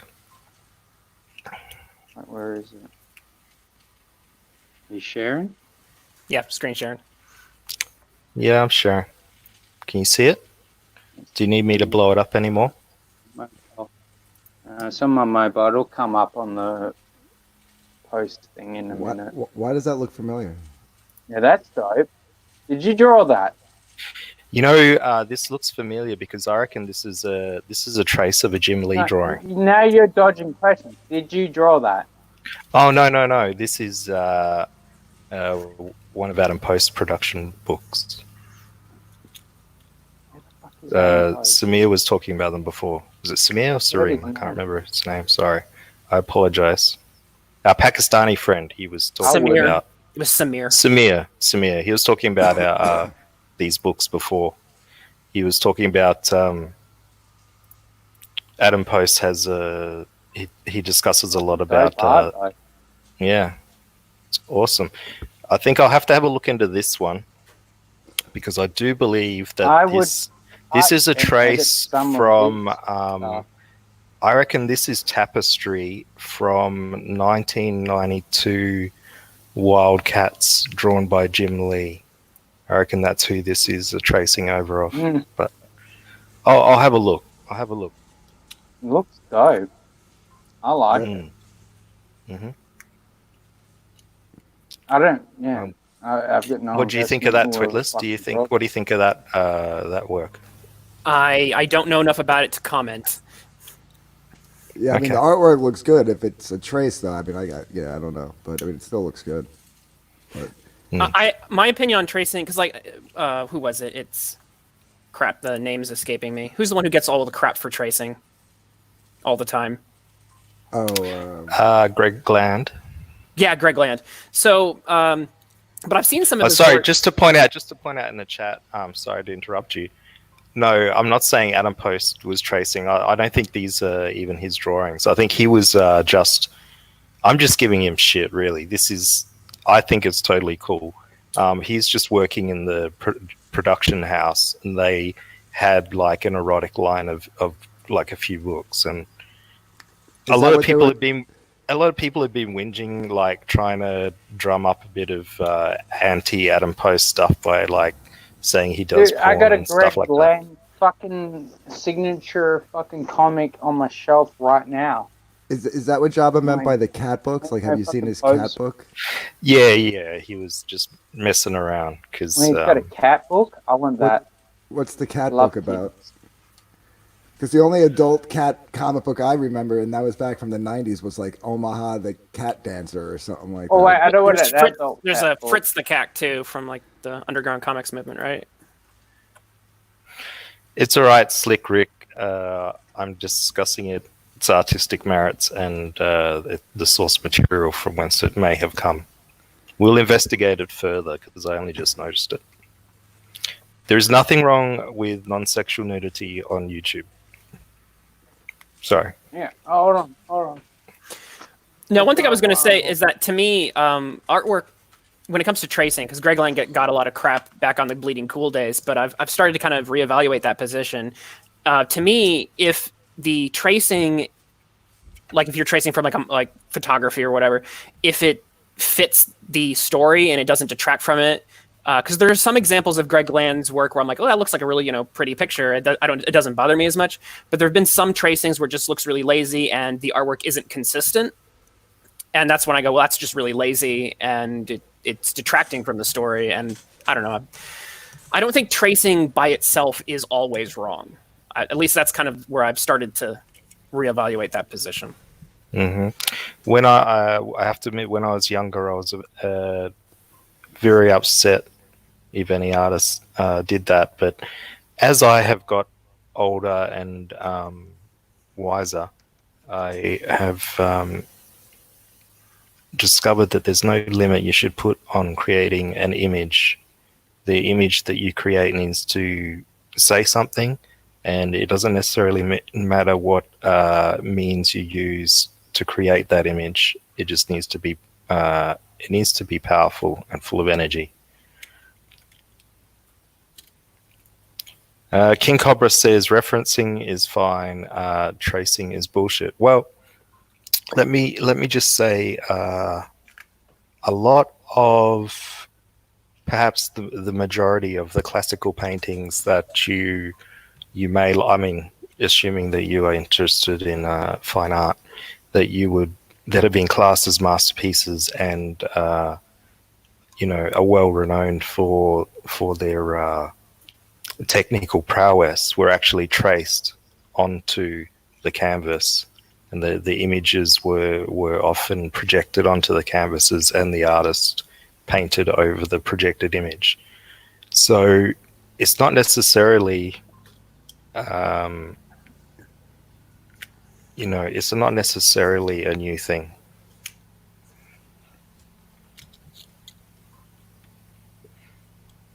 KSS says non-sexual nudity is on YouTube. Look up nude yoga, for example. Thanks for the tip, KSS. Delta Spurg 4 says Oz Art is tracing Liam's show. That was just Vermeer. No, it wasn't just Vermeer. Vermeer used it extensively, and he actually used an electric projector, which caused a lot of discussion at the time, and still does. But yeah, sorry to interrupt. I've got a question for Dark Grift, since he came on and wanted to, engage. What is your view of all of this craziness we're seeing recently? Because I feel like with Comicsgate, not just Comicsgate, but just people who are collectively against the mainstream. Because Comicsgate is kind of becoming its own beast now. Right. Collectively against the mainstream, I think it's a necessary. If you're talking about like the push against like the far left injection of certain ideologies into certain pop culture mediums, then I'm for it. Yeah. What about all the crazy drama that we're seeing in Comicsgate and otherwise? People just picking sides, and because, like I said, Risey's dog is being attacked. No, that was my dog. That's why I hit me. It is not my. I don't have a fucking dog. What you call it? No, that's why I'm staying out of it. I have my opinions, but I'm not going to voice them. I went through that last year when we had that first blow up with and yeah, it got messy.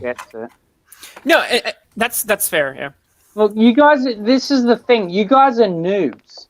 You don't even realize like the constant bullshit that comes back to you through this shit.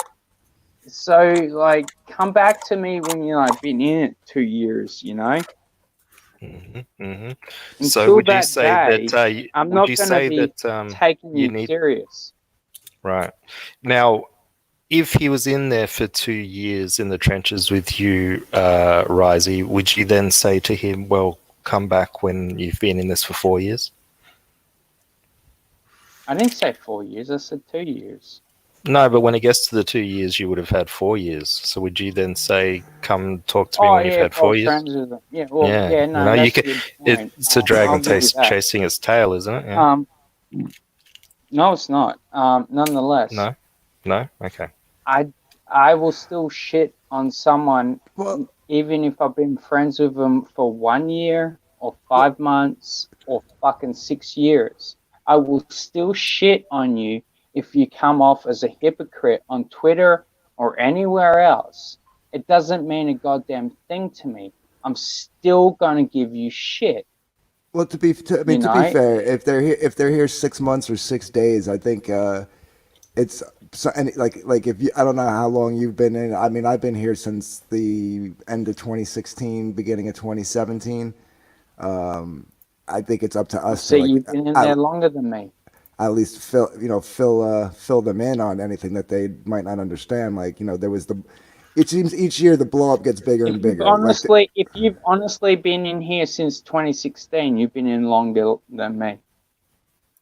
Yeah, I started watching Doug Ernst at the end of 2016, which got me to Zach in 2017, and then same. And then I actually knew who Ethan was because I knew who he was from DC, but I actually started watching him because of his Star Wars videos originally. I had no idea he was even a part of Comicsgate at first. At the end of 2017, when I stumbled onto his videos.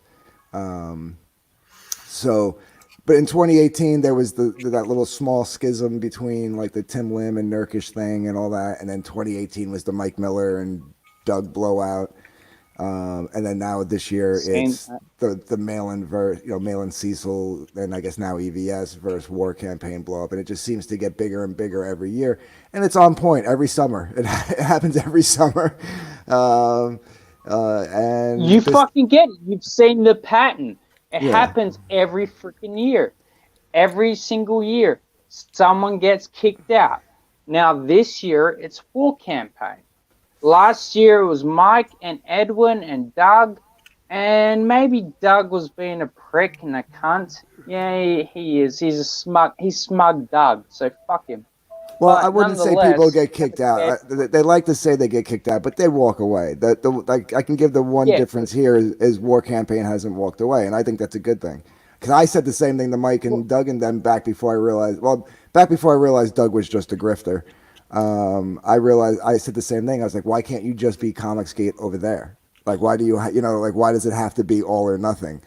And at least with War Campaign, they're at least, saying, no, we're still Comicsgate. So I can, that's why I'm staying neutral in this whole thing, because I can respect that. And, even if I see people on both sides that I'm friends with doing things that I don't like, I'm just going to keep my mouth shut because I'm not losing friends again this time. I lost a lot of friends last year because of getting involved with all that shit. So. All right, and that's same here, man. I've lost so many fucking friends by fucking disagreeing with anti-CG and fucking agreeing with certain people in CG. I lost a lot of people that I was friends with for fucking a long fucking time, and they're like, "Well, you should just fucking line up and say what we say, Razi." I'm like, "No, sorry, you don't pay my mortgage." I didn't see who it was because I caught it at the last second, but I thought I saw someone say like, why does Huerta get a pass and Doug doesn't? What did Huerta do? I don't know what Huerta did. I mean, I've never seen what he's done. He seems like a friendly guy to me, in my opinion. He wears a bunny. I think Huerta. Again, not to get too much into it. Huerta's really, really late on the book that he's supposed to publish because he's the one who does Sovereign. Yes. Yeah. And so there's a lot of people. I just checked the thread the other day on the Indiegogo, and people are like, he's. It revolves around that issue. Oh, I got you. Yeah, I mean, he's at least he's always Huerta is announcing CG and War Campaign. I haven't seen him do that. If he's doing that, I don't know. I'd have to see what he's saying. I really don't have an opinion. He's been cool with me. We still talk. I talk to him on Facebook and Twitter. I know I know the fight really discouraged him. I made a post not the other day like that. Just my only comment on this whole situation was I'm seeing a lot of talented creators saying they're going to walk away because of all this mess, and he was one of the ones I was referring to. Okay. So that's kind of the point I was trying to make. I think yesterday during the stream with Ethan it was like I feel like a lot of us are just we're getting to the point where we're just throwing up our hands, and it's not that we have the solution, but there's clearly an illness. No, someone should address being it. remotely fucking a decent guy in there remotely. Now the Will Red cunt, fuck that motherfucker. He was there just to shit on Pan, and it felt like a fucking 3-on-1 where I'm like, obviously Pan can handle it because he can fucking eat all of you alive, but nonetheless. I'm like, just what's the fucking point of this shit? Who were the other two if it was 3-on-1? Well read and oh shit, I gotta go onto your fucking live stream again. I gotta open up another tab. It's gonna fuck up my fucking damn internet speed, dude. Well, I'm pretty sure that it was Pan well read, Testify, and Ethan. No, Testify was barely on there. He was on there for like 5 fucking minutes. So don't blame that on Testify. That's bullshit. Okay. Wasn't Testify. Hold on, I'll fucking tell you. All right, you fucking tell me, mate. I will fucking tell you. You should know this. Fucking tell me. Your fucking live stream, mate. I just told you, but you said I was wrong. All right, here we go. Ethan Van Sciver, you and Pan and Twitless here, and Well Read. And fuck Well Read, honestly. He's a newbie anti-CG guy that has also, I hate a lot of these newbie anti-CG guys. I really disrespect them. They come into this like they've been harshed and they've been hard done by. Fact is, nothing happened to you, sweetheart. Go back home, get a pat on the back of your neck from your mama, and fuck off. Because the fact is that people have been getting harassed for a long fucking time. You attack people, and then you wonder why you get attacked back.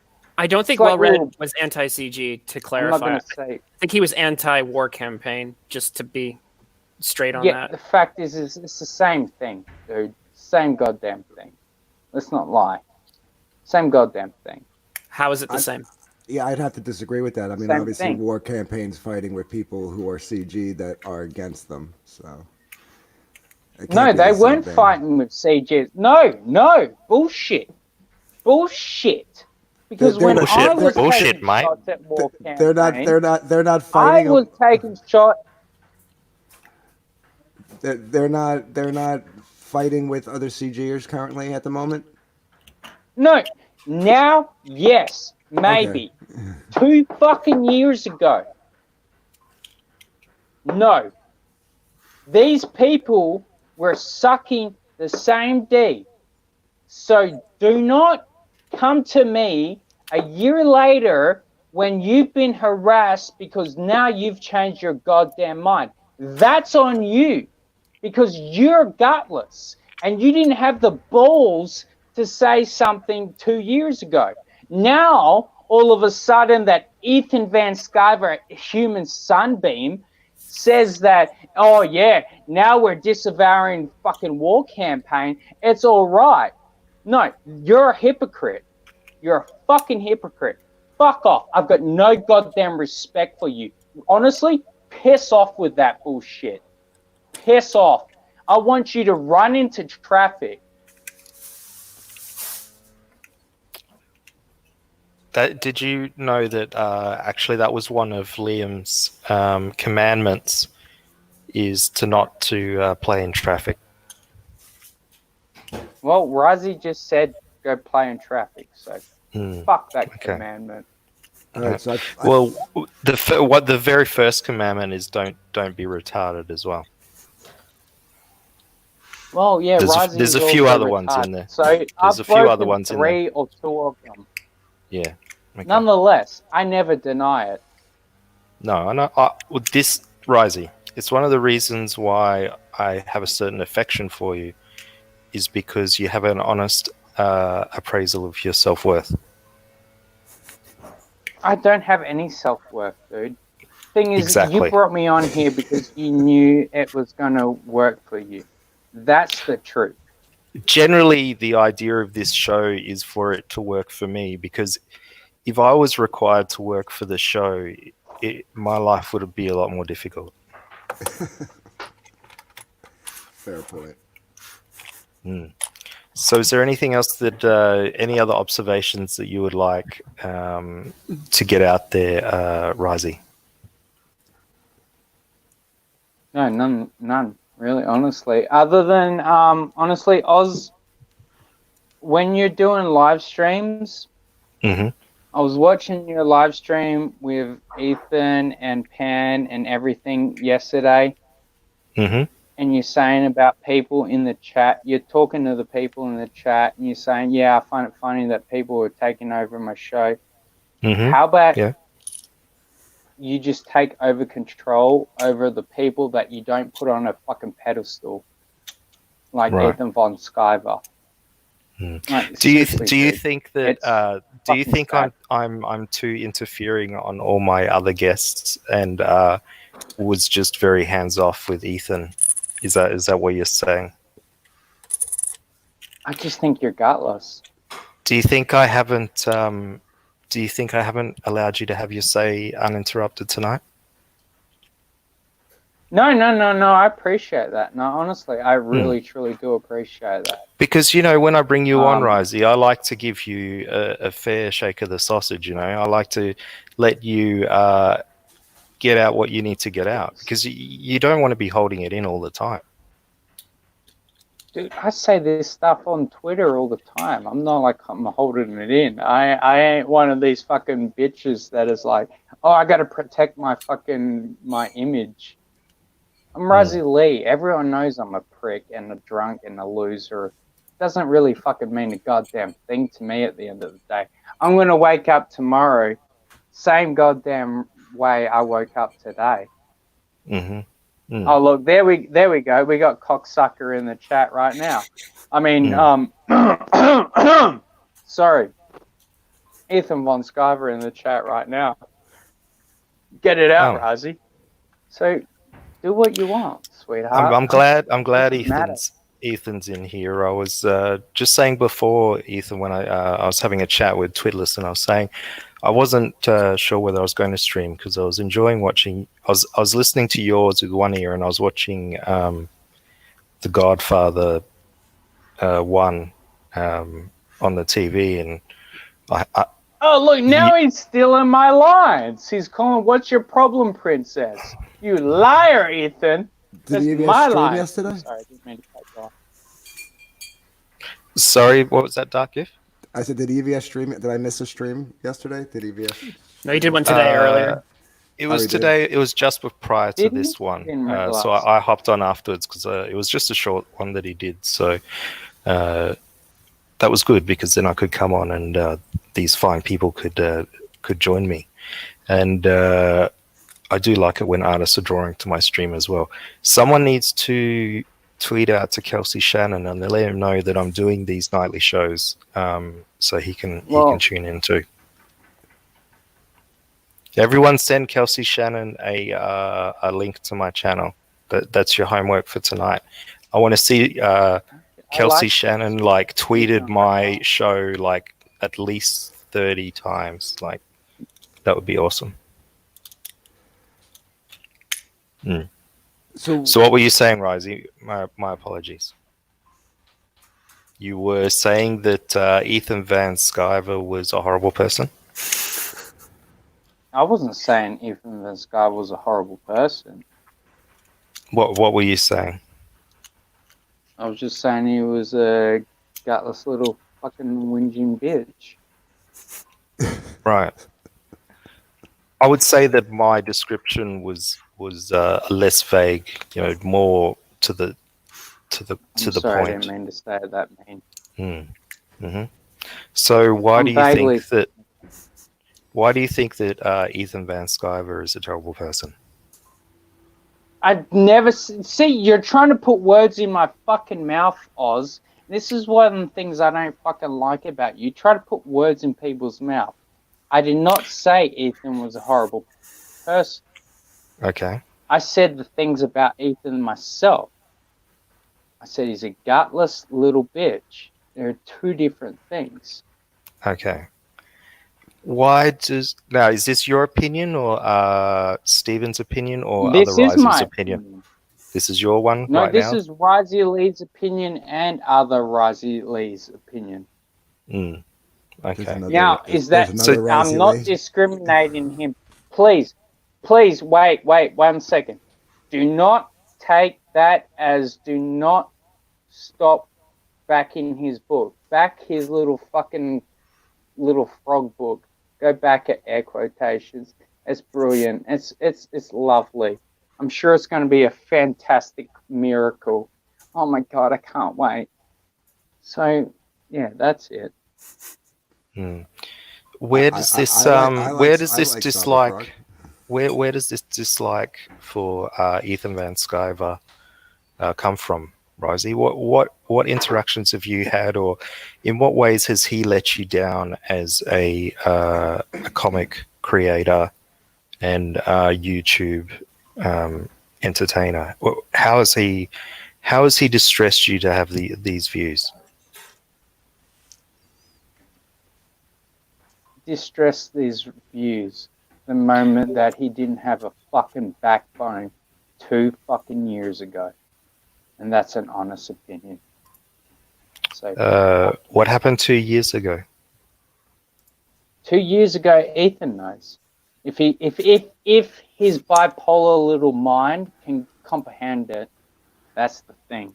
He's referring to the supposed, I guess, allegations that War Campaign's been behind everything since 2018. Like that. I walked out on his mother. Ethan, you wish you were my father, dude. If I had a fucking boarding headline, you might be my father. But I got a full head of hair, son.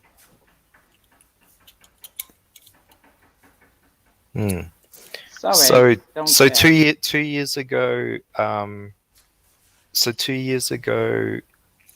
War Campaign was accused of doing something wrong by Ethan. Is that what you were saying? No, by other people. And he's saying that Ethan did, because Ethan's going against them now. He should have done it 2 years ago. Am I correct in that assumption? Am I getting you correctly? Yeah, no, you got it. Explain that to me, Dark Gift. Explain it to me as if a whole bunch of This is the THC thing. You had can't just understand, like, unless you were fucking Yeah. there, man. It takes a long fucking time to explain. Now we're going to be here for another 3 fucking hours if we go down the explain fucking. No, route. I'm not going to get into all the details, but yeah, that's what a lot of you're actually spewing a lot of anti-CG rhetoric in that statement, Risey. You're basically saying what they're saying is like that they were right, he was wrong, and now he's jumping on the bandwagon, and he's like 2 years late. He's a to the party. bandwagon. But He's basically he's a what, sorry? Antifa A band what? right I mean, now. again, honestly, I'm trying to keep my Rising. opinion. No, what did you say? A band what? He's a band what? Bandwagger. A bandwagger. A bandwagon. Okay. He jumps on whatever suits his necessities at the same time.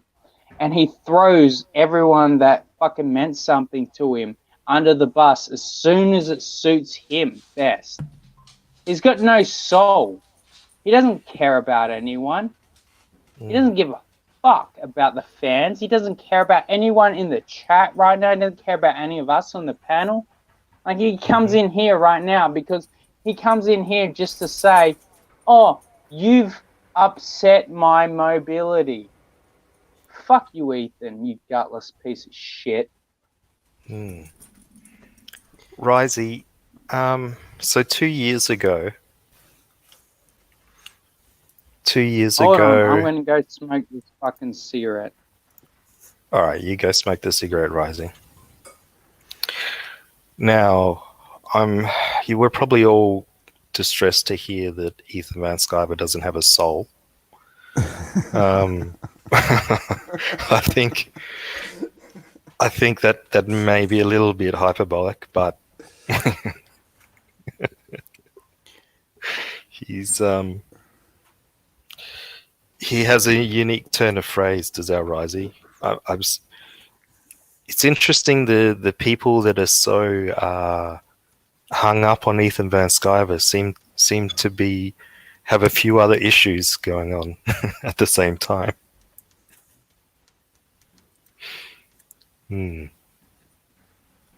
What do you think?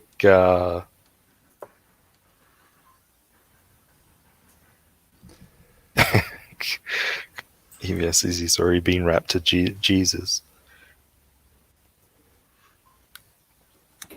Oops. Yeah, I think he was like he's just basically calling him a hypocrite. I think, but he's doing it in a very roundabout, disheveled way. I was doing it in the nicest fucking way. Honestly, I'd hate to see your mean way. Honestly, let me put it this way. Let me put it this way. You're fucking Judas, Ethan. You're fucking Judas. Wait, I thought he was Caesar. That's the nice way I can put it. Okay, feel free to express yourself, but I feel like there's a certain point where it's just, this doesn't help, because it's very clear you don't like Ethan, but if we don't move past that, it's just gonna be just, Now you're doing that fucking simp thing again. Oh goodness, how am I simping? I like you, but he's making a point. If we're sitting here, if everybody sits here and dwells on the people, I'm gonna shut up. No, I didn't say don't express yourself. I'm just saying if we never move past that point, we end up where we were yesterday with two people yelling at each other. Oh. Yeah, why can't we all just get along? Why can't you just let me betray Jesus Christ for 30 pieces of silver without all of the bullshit and criticism? Please, Risey. Hypocrite. Why are we getting a bit of a? Why are we getting a bit of an echo? Hang on a second. You are honestly the biggest hypocrite I've ever come across on the fucking internet. in my entire fucking life, and I've been on the internet a lot, my friend. And you I've been on the are internet the a lot. biggest out of all of them. You are the biggest out of all of them. You throw your own boys under the bus soon as they don't fucking suit your own fucking needs. That's what pisses me off. Well, who did I throw under the bus? I don't understand. And how does that make me? Campaign? How does that make me Judas? Like Jesus. You're Judas. You're literally no, Judas. No. Judas didn't throw. No, shut the fuck up, Ethan. Oh, you think of yourself as Caesar. You're Judas. Yeah. You're the fucking person that stabs Jesus Christ in the fucking heart with a fucking dagger. I didn't read that in the Bible. I didn't read that part in the New Testament. Well, I just made that up. I made that up like you make up a lot of fucking stories. So I'm doing what you taught me, sweetheart. Okay. All right. Thanks, Risey. You okay? What are you drinking, Risey? I'm drinking whatever you're smoking, sweetheart. He's probably, at a guess, Ethan, I would say he's drinking Jim Beam and Coke. Mm. Risey, what happened? So I just came in here. Jim Beam and Coke. Risey, stop yelling for a minute. Come on. Well, I didn't mean follow my example. Let's keep our voices down. No. Let's speak civilly, like I always do. I didn't mean to be yelling. All right. I'm just using my inside voice. Use your inside voice. I like that. It's better. No, I just came online and I saw that Oz was streaming, so I came in here. I was like, I wonder what they're talking about, and I was like, oh look, they're talking about me for once. Amazing. Of course.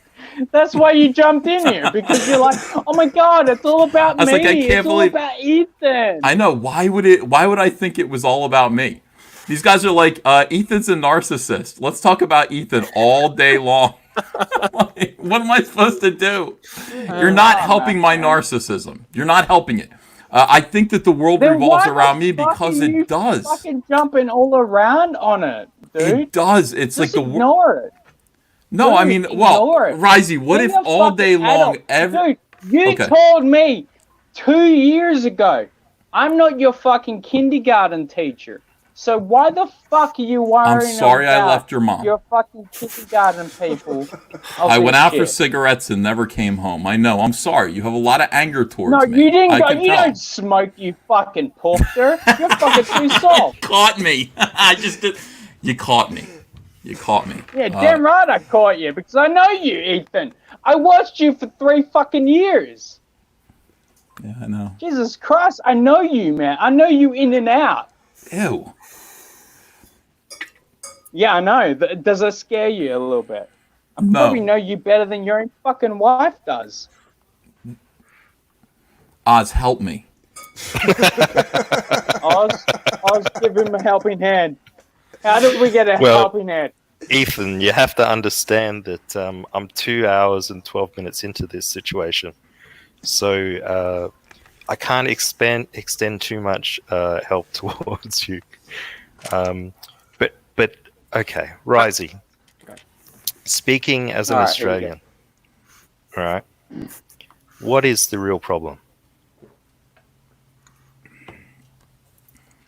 Real problem is I don't give a flying fuck anymore. The fact is that, Ethan, you've lost all respect from me, and you keep trying to be a fucking hot I respect you as much as I ever did. And that's the difference. Bullshit. I do. I have as much respect for you now as I ever did. You lying piece of shit. I love that you can do that. I respect that you can lie that much. Like, that means remotely next to nothing to me. I'm telling you the truth. I like that. You liar. I like it nonetheless. But yeah, no, it's precious. I like it. Bless your heart. You do have an appreciation of Ethan's skills, then, at least. Like, there is a ground for your. No. I will not lie. I'm like, I still like. I've always said I like your art. Not shit on your art, but you were a condescending little cunt. Little. So thank you. Fuck you. I appreciate that. Actually, all I no, heard was shouldn't have little. said All I little. heard was, I like your art and you're Yeah, I know, little. I was like, but- thanks. You I fucking tuned out. asshole. I tuned Of out course you the. took that as fucking I tuned dog. out the bad stuff. I don't know. That's how I stay sunny and positive. Fucking asshole. Risey, how has this become so personal to you? The It's not alleged personal. It's indiscretion. not personal. Why is It's not? everything personal? This isn't personal. I can go lay down into bed in a minute. He said and he go knew me better fuck than one my of wife. fucking girlfriends. He did, Ethan. He did. That's I personal. did hear Okay, that. all right. My wife knows me Okay, really okay. well. So Really well. I think that it seemed personal because it seems you're getting very emotional about it. Yeah, a lot of personal attacks. All right. Well, I don't mean be emotional about it. I come off across as emotional. I honestly do not give two flying fucks. Got it. Okay. Like I can. This is I not- can this light is the not world personal, up one yeah, night no. and then burn I got it down right. the It's not next personal. night. It's not personal. It's all business. Yeah. But honestly, Ethan, I don't fucking like you. I will I'm never hearing like that. you. I'm hearing that. And I'm sorry to That's hear that, the only Risey. personal Okay. part about it. So No, you're not. all right, past that. Is there nothing? Sorry, Twitless, but is there nothing, Risey, that Ethan can do on a creative or personal level to win you back into his favor? Send me a free sticker, bitch. That's all it takes. I have a whole box of stickers. No. Honestly, I was being condescending just then. Oh, okay. I honestly don't believe that. Stop No, I don't want a patronizing me, free sticker from Risey. you. Stop it. I'm sorry. We sorry. do appreciate a certain amount of authenticity on this show, Risey. So it would be good if you could respect Look, it a I'm little. trying to entertain the fans in the chat. Alright. Mm-hmm. I understand, but there are other people on this show that can provide the entertainment. So we want your authentic self, my Wait, friend. who the fuck is on this show that's going to be entertaining and charming? Tell me. Wiggle wiggle. Unless it's How about Wiggle Wiggle Wiggle. Wiggle? How about Wiggle Wiggle? Hell. Yeah, he's someone that can do it. No, I just want to say one thing, and I'm gonna jet. I got shit to do, and I have a life. Now, I'm new to CG, Ethan. I'm new. I came here at the end of March, Ethan. I did, and I'm disappointed. I'm fucking disappointed in you. Already? Dude, It took Risey 2 are you years. serious? Are you serious? I'm new, man, and I joined up with War Campaign. I backed your book at the highest tier, brother. I got a head sketch too, brother. Thanks a lot. I just Appreciate emailed your you. Support. Yeah, I just emailed you. So now you know who I am. I'm some sock puppet, huh? Hypocrisy is not something I ever support. It is the whole reason I came to Comicsgate in the first place. Mm. And that is what it is. I will call it out. What is the It's hypocrisy? bullshit. What is the hypocrisy? The What the hypocrisy fuck? I'm talking about Thank is you for- allowing for other buying my creators to comic go book. on yours Can is you to let go him on finish? is allow other Let him- creators What to you go on want your from stream me? and What- accuse somebody, another creator, of doxing, which is false. It's a lie. And you supported that. And you ran with it.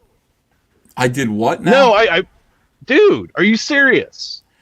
You know, Wiggle The Wiggle. whole reason I joined War Campaign is because I got gaslit by Malin and Cecil into believing that Gat doxes his customers. Are you going to say that's false?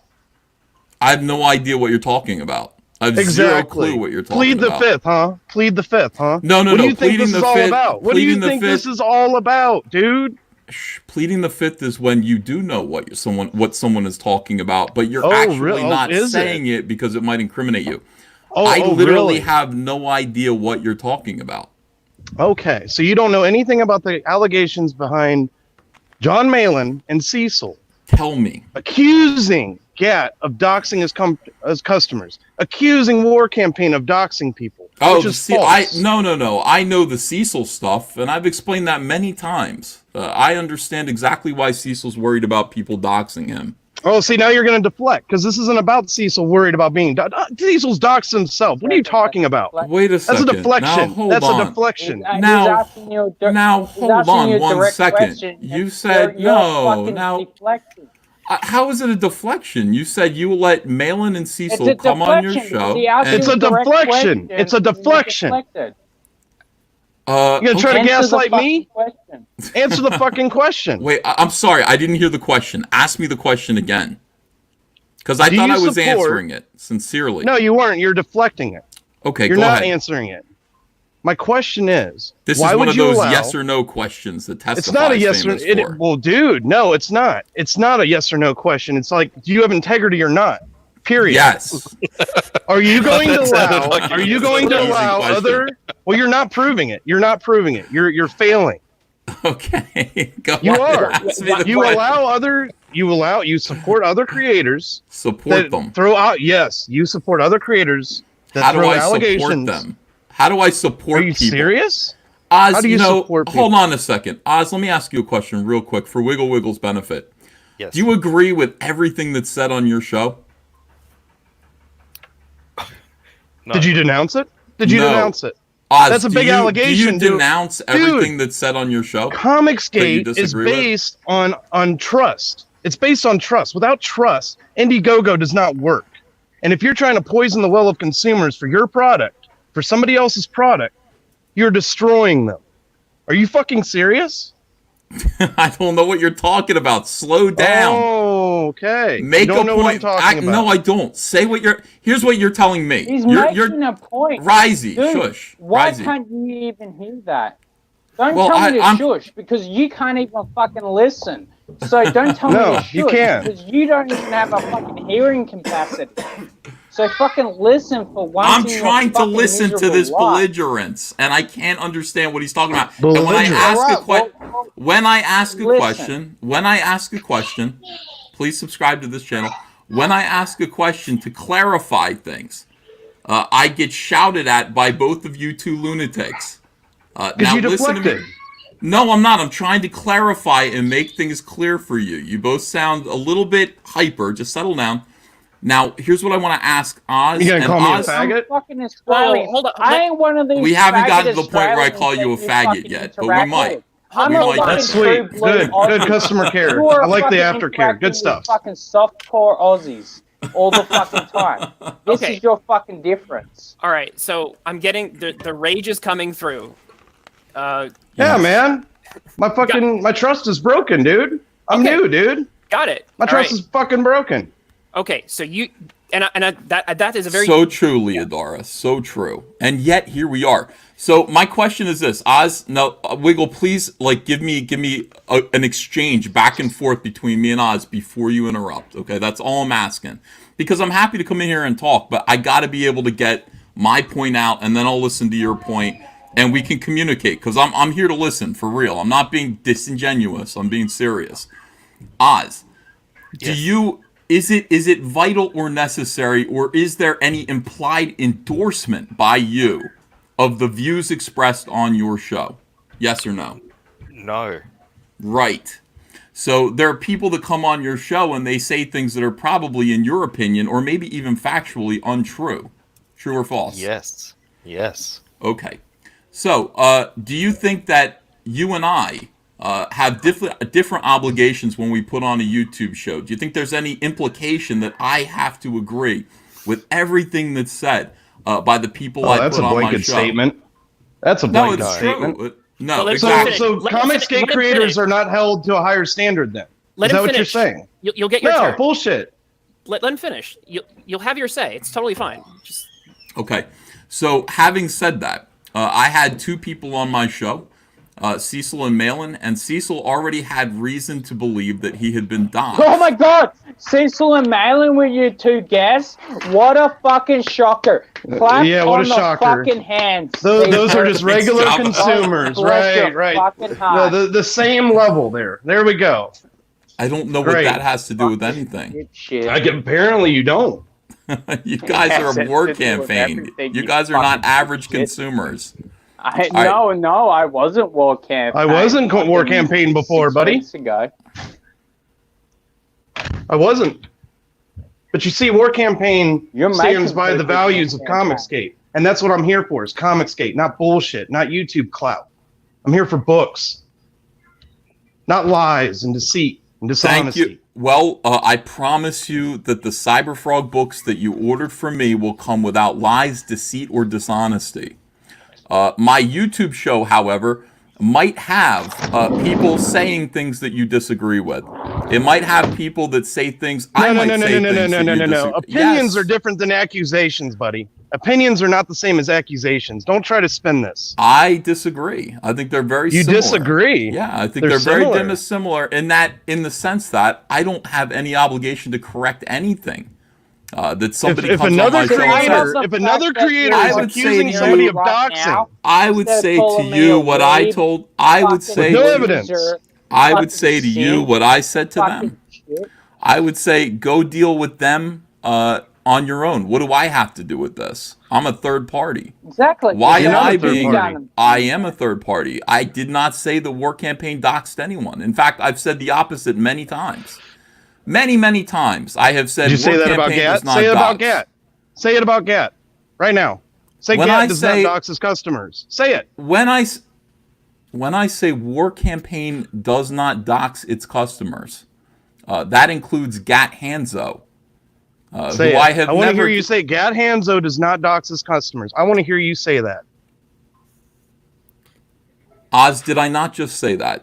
Did I not just say that on a bigger scale? No, say it. You're diverting the question again. Say it. Fucking say it. Say God Hanzo does not dox his customers. Say it. It's an interesting requirement of some of my guests, Ethan, sometimes. No, shut the fuck up. Shut the fuck up. No. Does he dox his customers or not? Yes or no? Does he dox his customers? Hey, Wiggle. Hey, Rizzy Lee, whatever your name is. Shut your mouths. Let me talk. No. How about this? Oh, okay. Then keep telling me, say it, and keep saying that, and nothing will get said. No. How's that sound? All right, so here's the thing. Do what you want to do. Wiggle. Sorry. Jesus Christ. Wiggle, and Rizzy Lee. A lot of my guests require either myself or other people to repeat a very specific chain of words for some unknown reason. Unknown reason? It makes little sense for you to request a specific string of words when he's already said the exact same thing. No, he hasn't. Just using slightly different terminology. No, I'm saying it on a much... War campaign isn't a brand. It isn't a brand. It's a spin. I'll prove to you that it's a brand. Oh, get really? Your copy of Vestige. Get your copy of Vestige and flip it over and look what's on the back. Oh, yeah. Oh, so they can stick that on it. Okay, big deal. Anybody can do that. I can stick it on my memes. What does it matter? What's your point? My point is it's a brand. That's my point. It's not a brand. CG Only is a brand. It's not a brand. That's a brand. CG Only is the brand. I've been saying that muddies the waters a little bit. If they're gonna, and I said this to them, I said if you're gonna publish under War Campaign, you're making it a brand. Right, it ain't a brand. That's why they created CG Only. Wiggle. Right. Well, that's why I said the creators in War Campaign, such as Gat and such on, should probably use it as a graduation step and just become CG Only and drop the War Campaign. Because it muddies the waters. And it was just an advice opinion. I mean, I see what you're saying. I see what you're saying. Yeah, I wouldn't blame that on Gat if he wanted to do that. I'd be like, I recommended that he do. I recommended that he walk away. That's my recommendation for him. Honestly, no. That's bullshit. That's what I said to him. I said I think you should get away from this stuff. Makes sense. Tyler did. How does it make sense to block customers? How does that make sense?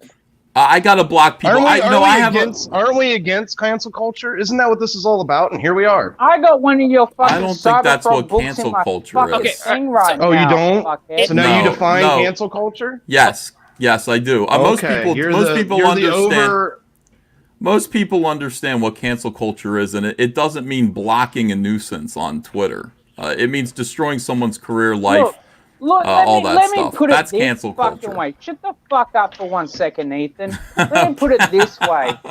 Everyone I knew in anti-CG, they always said, let's all fucking get our fucking refund from Cyberfrog. I'm like, no. I'm not going to refund my Cyberfrog You because I shouldn't. still It'd want be to really fucking read stupid it. to do that. Yeah, it would be really stupid Well, to do that. I've got it. It's up there on the fucking shelf. Cool. Fact is I never refund. Do you stand by the blogging- statement, Ethan, that Gat Hanzo does not dox his customers? Yes or no? Yes, I stand by the statement that Gat Hanzo, as far as I know, and to my... as far as you know. That's all. That's so all. you could say the same thing about you. He's never done it. Someone could say the same shit about you. Okay, to be fair, as far as I know, he's never doxed any customers. What kind of shit is that? That's what That's bullshit. That's bullshit. Hold on. What if that's tomorrow? Bullshit. What if tomorrow went and doxed somebody? Then Ethan would be a liar. So you see, like no, that's a lot of what ifs. No, he's not going to do that because everything depends upon the honesty of Indiegogo. Everything depends upon that. Without that, nobody has anything. What are you talking about? Why would he dox his customers? The new war campaign is so smart. I love it. That's why I haven't talked to Ro in a while. You know, Ro is probably sitting at home going, "Look at my new guys here. No, they're doing a good job." In all honesty, that's all anybody could say. Look I mean, at you, Ethan. Look at you, Ethan. No, wait, Rizzy, hold on. Rizzy, look at me. You want to fucking say something right now? Like, look at my new fucking guys. Look at you, Ethan. You're fucking falling into every goddamn fucking trap. You are. Yeah, I know. Moron, I'm like a rat in a trap right now. I'm really in trouble. You are. You're a fucking idiot. You guys outsmart me at every turn. Every time. I don't hate you. I'm just very disappointed. That's all. I'm just really disappointed. Well, Rizzy hates me. So that's the start. Rizzy hates me. No. He never said that. He never said that. I don't hate Nobody you. hates you, Ethan. I don't hate you. Nobody hates you, Ethan. I actually find you funny. That's like nice. when you just said, disappointed. like there was now. one thing where you said on one of your old fucking streams about a week or two ago about like, hey, Preston, I'm singing about you coming on my fucking stream, but you never sang a song for me, so you ain't coming on my fucking stream. I found that fucking hilarious.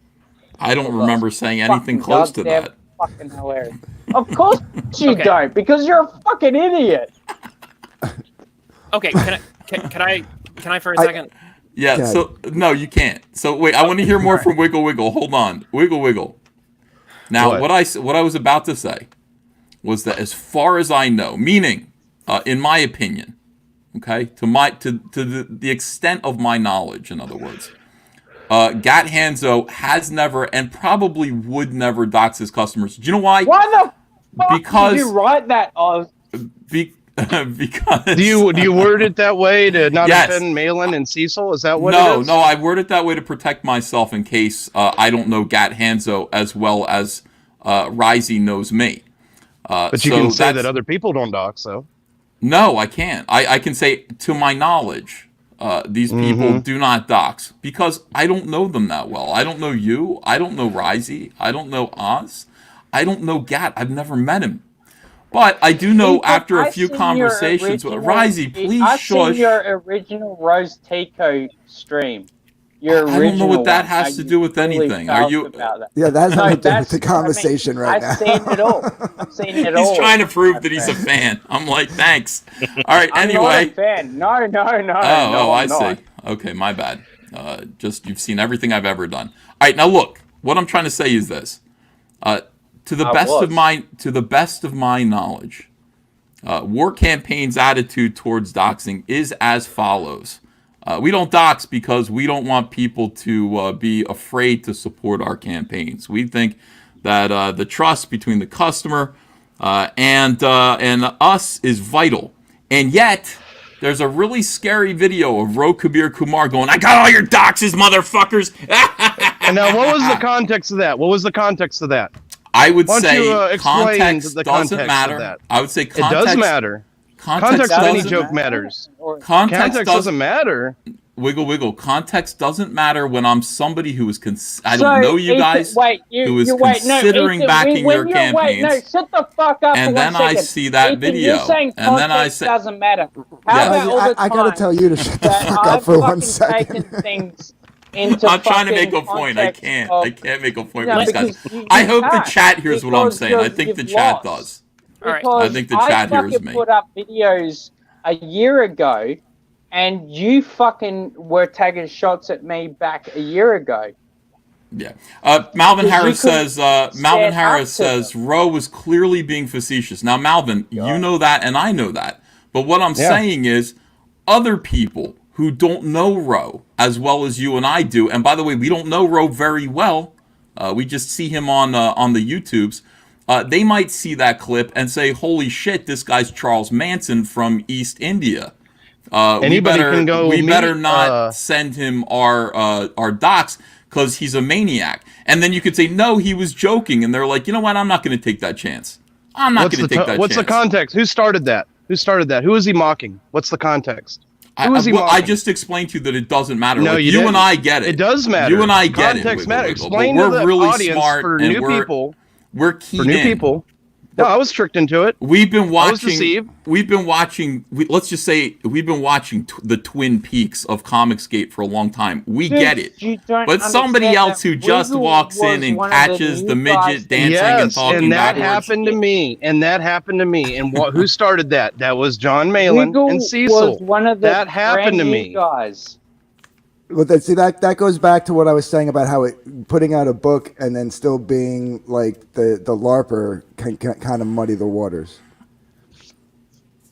It's fair. It was his response to people accusing them of doxing. That's what it was. Okay, that was. I got it. Wiggle. I got it. I want you to understand what I'm saying. Wiggle. I got it. I'm saying other people.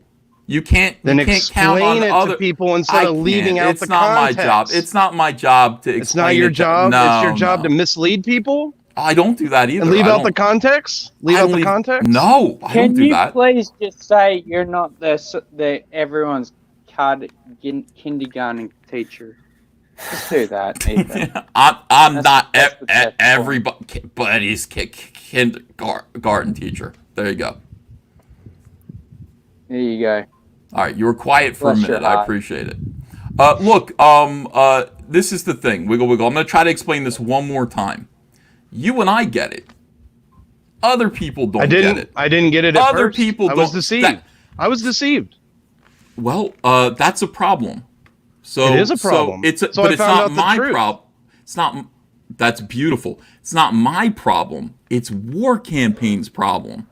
It's not your problem, or I guess it's your problem now because you're making it your problem. But that's Rose's I'm a customer. It is my problem. That's Rose's when somebody PR is problem. attacking. When somebody is attacking another creator on false allegations, I will call it out. I haven't done that. So there has been no false allegation coming from me. Playing devil's advocate. You didn't.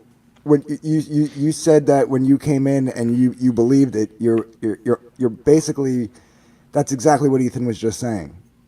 When new people coming in who don't know who Roe is, and thank you, Dark Gift. Thank you for making that eloquent point. But why allow it to keep going on?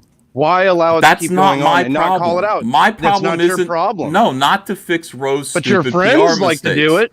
They can do whatever they want. But you're talking to me. The one group of people that actually had your back from the fucking legit start. Now you're throwing them under the bus. No, didn't you hear Pan yesterday? He said, I broke up with you. I broke up with you. He did. No, I'm not talking about. Then why are you saying I did it? Pan did it, he said. Years ago. No, Pan broke up with me. Pan broke my heart. Pan broke up with you because you. So I didn't. So he threw me under the bus. It wasn't the other way around. I got thrown under the bus. And you did it. The bus of love.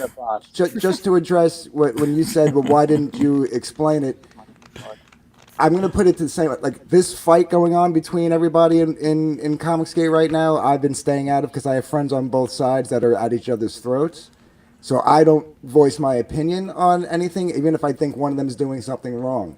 I feel like Ethan was in that same predicament at that point in time. He hadn't taken a side yet. The allegations are bad. That destroy the trust of consumers. Like that's bad news, man. That should have been denounced immediately. No. I don't think it's their job to denounce. And by the way, I think they believed what they were saying, and they had basis to feel that way because it fooled you. It fooled you, and you had the ones that started it. They're the ones that started it, man. He made the joke based on their allegations. Don't try to spin that. Oh, You got to start at the beginning. Who started the allegations? What's up, guys? I don't Start know. there. I don't And then know. who made the joke about it? Yes, you do know. No, I don't. John Malin and Cecil started the allegations. Wiggle. They started the allegations. Wiggle. I'm a very wealthy No man one with a cares. big house and a swimming pool. I drive a nice car. I draw for a living. I don't care about any of this. You got to believe me. I'm not following it. I get it in dribs and drabs. I don't know what the fuck you're talking about. And I try to tell you this, and you don't believe me that I don't know. No, I don't believe you. You have no reason for me to trust you at this point. No. Well, I don't hate you. I'm just very you disappointed. investigated Roe and his ridiculous behavior, and you came to a conclusion. But you won't even let me speak. And what I'm saying actually makes sense. Roe came to me. Get it straight. Roe came to me. Why'd he do that? He came to me. That's weird. Because I emailed man. him. It's not weird. It is Customer weird. service, man. Yeah, awesome customer service. All right. Best aftercare in the market. I thank you for your support. I am Mike Marup. I have to. It's so. It is fun. It is fun. It's not fun. Okay. This isn't fun. There's nothing about this that's fun. All right. But I'm gonna go because I got shit to take care Oh, of. you fucking pussy! You're gonna yell at him for that long? Come on, keep Yell going. at him. Yeah, you were yelling at him. There's nothing more to say. There's nothing more to say, man. Mr. Dongs has a good comment. Mr. Dongs, look at Mr. Dongs. He says, why doesn't Wiggle take his demands to Roe, that Roe clean up his PR mistake? Why is it Frog's It wasn't a problem? Frog PR is me. mistake. It was a joke. It was mocking the allegations. Well, everyone what? sees it as a PR mistake. And by the way, just a few minutes ago, you confirmed and agreed that it was a PR mistake, but that you I never said that. Don't put investigated it words in and my figured mouth. it I out. did not. It's I a did not big say PR that. mistake. I did not say that. It was pretty Somebody silly. else said that. I did not say The that. other Risey? Adam Friend said this drama's so old Cameron Stewart wouldn't even date it. Well, this is what all this is about. Is the doxing? Well, Wiggle, shit. why don't you stop it? Because I didn't dox anyone. I have not said that I never anyone said you doxes. did. Okay, I never did. Said you did. Let's circle the bases. I have never said that War Campaign doxes. I have said over and over again, War Campaign doesn't dox. And that's giving them the benefit of the doubt because I don't know. But I believe that they don't. Hey, Wiggle. Here comes Yoka and Wiggle, why here we are go. you hanging around with Risey then if he recorded Pan? Rose said that on Liam's show. Did he? Yes, he did. Don't know anything about that. Don't know anything no. about that. Show me Okay, the all right. evidence. Huh? Okay. There's a bit of echo on you, Yoko, HCC. All right. So, Wiggle, you sound like you feel betrayed. Okay. So the feelings are very genuine. That's obvious. Why do you feel that Ethan has betrayed your trust as a customer? Because of that shit show with John Malin and Cecil on his channel that a couple weeks back, where all this shit started. That was a shit show. But Wiggle, show. it was. But remember what I did? I shut it down, didn't I? I was really embarrassed, and I shut it down. I was like, okay, I'm ending. It was already the stream too late here. at that point. It was too late at that point. The damage had been done because you got to understand that bullshit had been going on for the past 2 months, if not longer, and nobody big on the top had stopped it or pulled them aside and said, "Hey, you can't do that. You can't just try to blacklist a creator with no evidence, nothing." We're That's all bullshit. We're all individuals. That's why. So Wiggle, We all think for are you ourselves. are you saying that Ethan did not do enough to shut down the shit show that lost your trust? Yes, Ethan can't. he still control hasn't, it. in my We're opinion. individuals. Okay. So what do you think he should? So have we can't done? criticize an individual creator. Then is that what you're saying? No. Look, what do you think he? Why you're doing that? What do you think he should have done to Care about any repair of this. your trust? Like, He should have immediately stopped them right there and said, "What evidence do you have of them doxing?" That's a big accusation. Well, and you know what they would have said? They would have said, you know what? Did you see Ro Kabir Kumar saying we've got your docs, motherfucker? And that's did out you of see, context. and then that's Cecil, in retaliation to their claims. and then Cecil would have said, "Did you see this message that I got? The email that I got that was calling me by name? Did you see that?" And I His would have name said, is already "Yeah." public, though. He did that. No, he doxed his own name. Well, I mean, he did, but he did it on accident. Yeah, with Doesn't his matter. He did customers. it. He did it. Okay, all right. That's where I'm standing. Like, I'm not going to stand for that bullshit. That's bullshit. Oh, okay. Well, I mean, also, I'm hearing a lot about Pan being doxed on Kiwi Farms, and apparently all that information was already out too. So what can I tell you? Everybody's already doxed everywhere. You know, I've been doxed 800 times. There are photos of my house, my family. It's already out there. What am I going to do? You know, cry about it? It just is what it is. I don't seek anonymity on the internet, and that's the difference between me and you. You know who I am. You know everything about me, and that's just your choice. That is your individual choice. Well, that's why I don't worry about. No, I don't. That's yes, you do. You do know who I am, but you are being a proper, creator and not doxing me. But you know who I am. Wiggle. As far as I know, I don't know who you are. But you might tell me this is who I am. I'm Benjamin Tolman from your 12th grade history class, and I'd be like, oh shit, hey, what's up, Ben? I don't know who you are right now. At this moment, I don't know who you are. And by the way, I don't care. I don't want to know who you are. I will not seek out. Okay, then why does it matter? I think you came from Kiwi Farm. Who? You. I definitely did not. Absolutely not. How do you know? Because I just said so. Now here's another thing. 9 Inch Nose, great name. Of course, that was my metal band in high school. He says, yeah, what happened to Pan saying, quote, we don't tell grown men how to act on the internet. And yet, here's Wiggle telling me that I needed to tell grown men how to act on the internet. Wow, so that sounds like an SJW pro comic book talking point there to me. I don't know what that means. That's what Pan said. Pan said, don't tell grown No, men. your comment on that comment sounds like an SJW comic pro talking point. At what point what it sounds does like. intersectionalism and racism and homophobia play into whatever that comment was that I just made? It doesn't. How is it doesn't. SJW? It's SJW because you're trying to get out of being a creator and taking criticism. That's what it is. No, I don't feel like in my opinion, that's what it is. Damn. I just want to say hello, Ethan. It's the first time I've talked to you. So hey, I just want to Yoko. say hello. I think what he's trying to say is not trying to tell you what to say, but just disavow it, you know? Just kind of... Oh, yeah, but Yoko, you guys are forgetting that. Like, I've disavowed the idea that War Campaign doxes at least 100 times, but it's not enough because the idea is still out there. So the idea is still out there that I allowed this to happen, and I did, but I shut it down. I just don't tell my friends, hey, shut the fuck up, and don't... I just shut my stream down. So you should. It's bad now, business. over and over it's again. Bad business. I don't disagree with you. Did you see my face? They were making fun of me on Kiwi Farms about my facial expression through that whole thing. It was miserable, and I started out so happy that stream. I'd recommend staying away from Kiwi Farms. All right, good. Why? Here's what Kiwi Farms, don't go there. It's a mess. It's only for brave souls like me who don't give a shit. War Campaign should be there defending Ethan. What are you doing, dude? Well, it doesn't matter. But listen, I'm not going there. Yoko Anna, formerly my fan, who I really appreciated. Yoko Anna, you used to have a screen name called Hail Caesar Caligula. I loved seeing you. I could tell you were a big fan. I'm sorry that we had a falling out of some kind. I really am sorry about that. But listen, I've said over and over again, War Campaign, as far as I know, doesn't dox. They've made a point of this. I've talked to them personally. They get angry about the idea that they would dox because it's important to their business. And the one thing I understand is business. Everything should center kind of around what's good for business. That is something that I've said and reinforced. And yet this thing, it's like Wiggle's like, say that Gat Hanzo doesn't do it. It's like, I feel like I have said that. Gat Hanzo he's a good writer. He's somebody who probably wants his business to succeed. I would tell him to pull away from War Campaign. I think War Campaign is doing terrible things to Gat Hanzo's career and future. He doesn't want to. Well, you're allowed to disagree. Yes, but you can disagree. You did terrible things to Gat Hanzo's career. You tried to.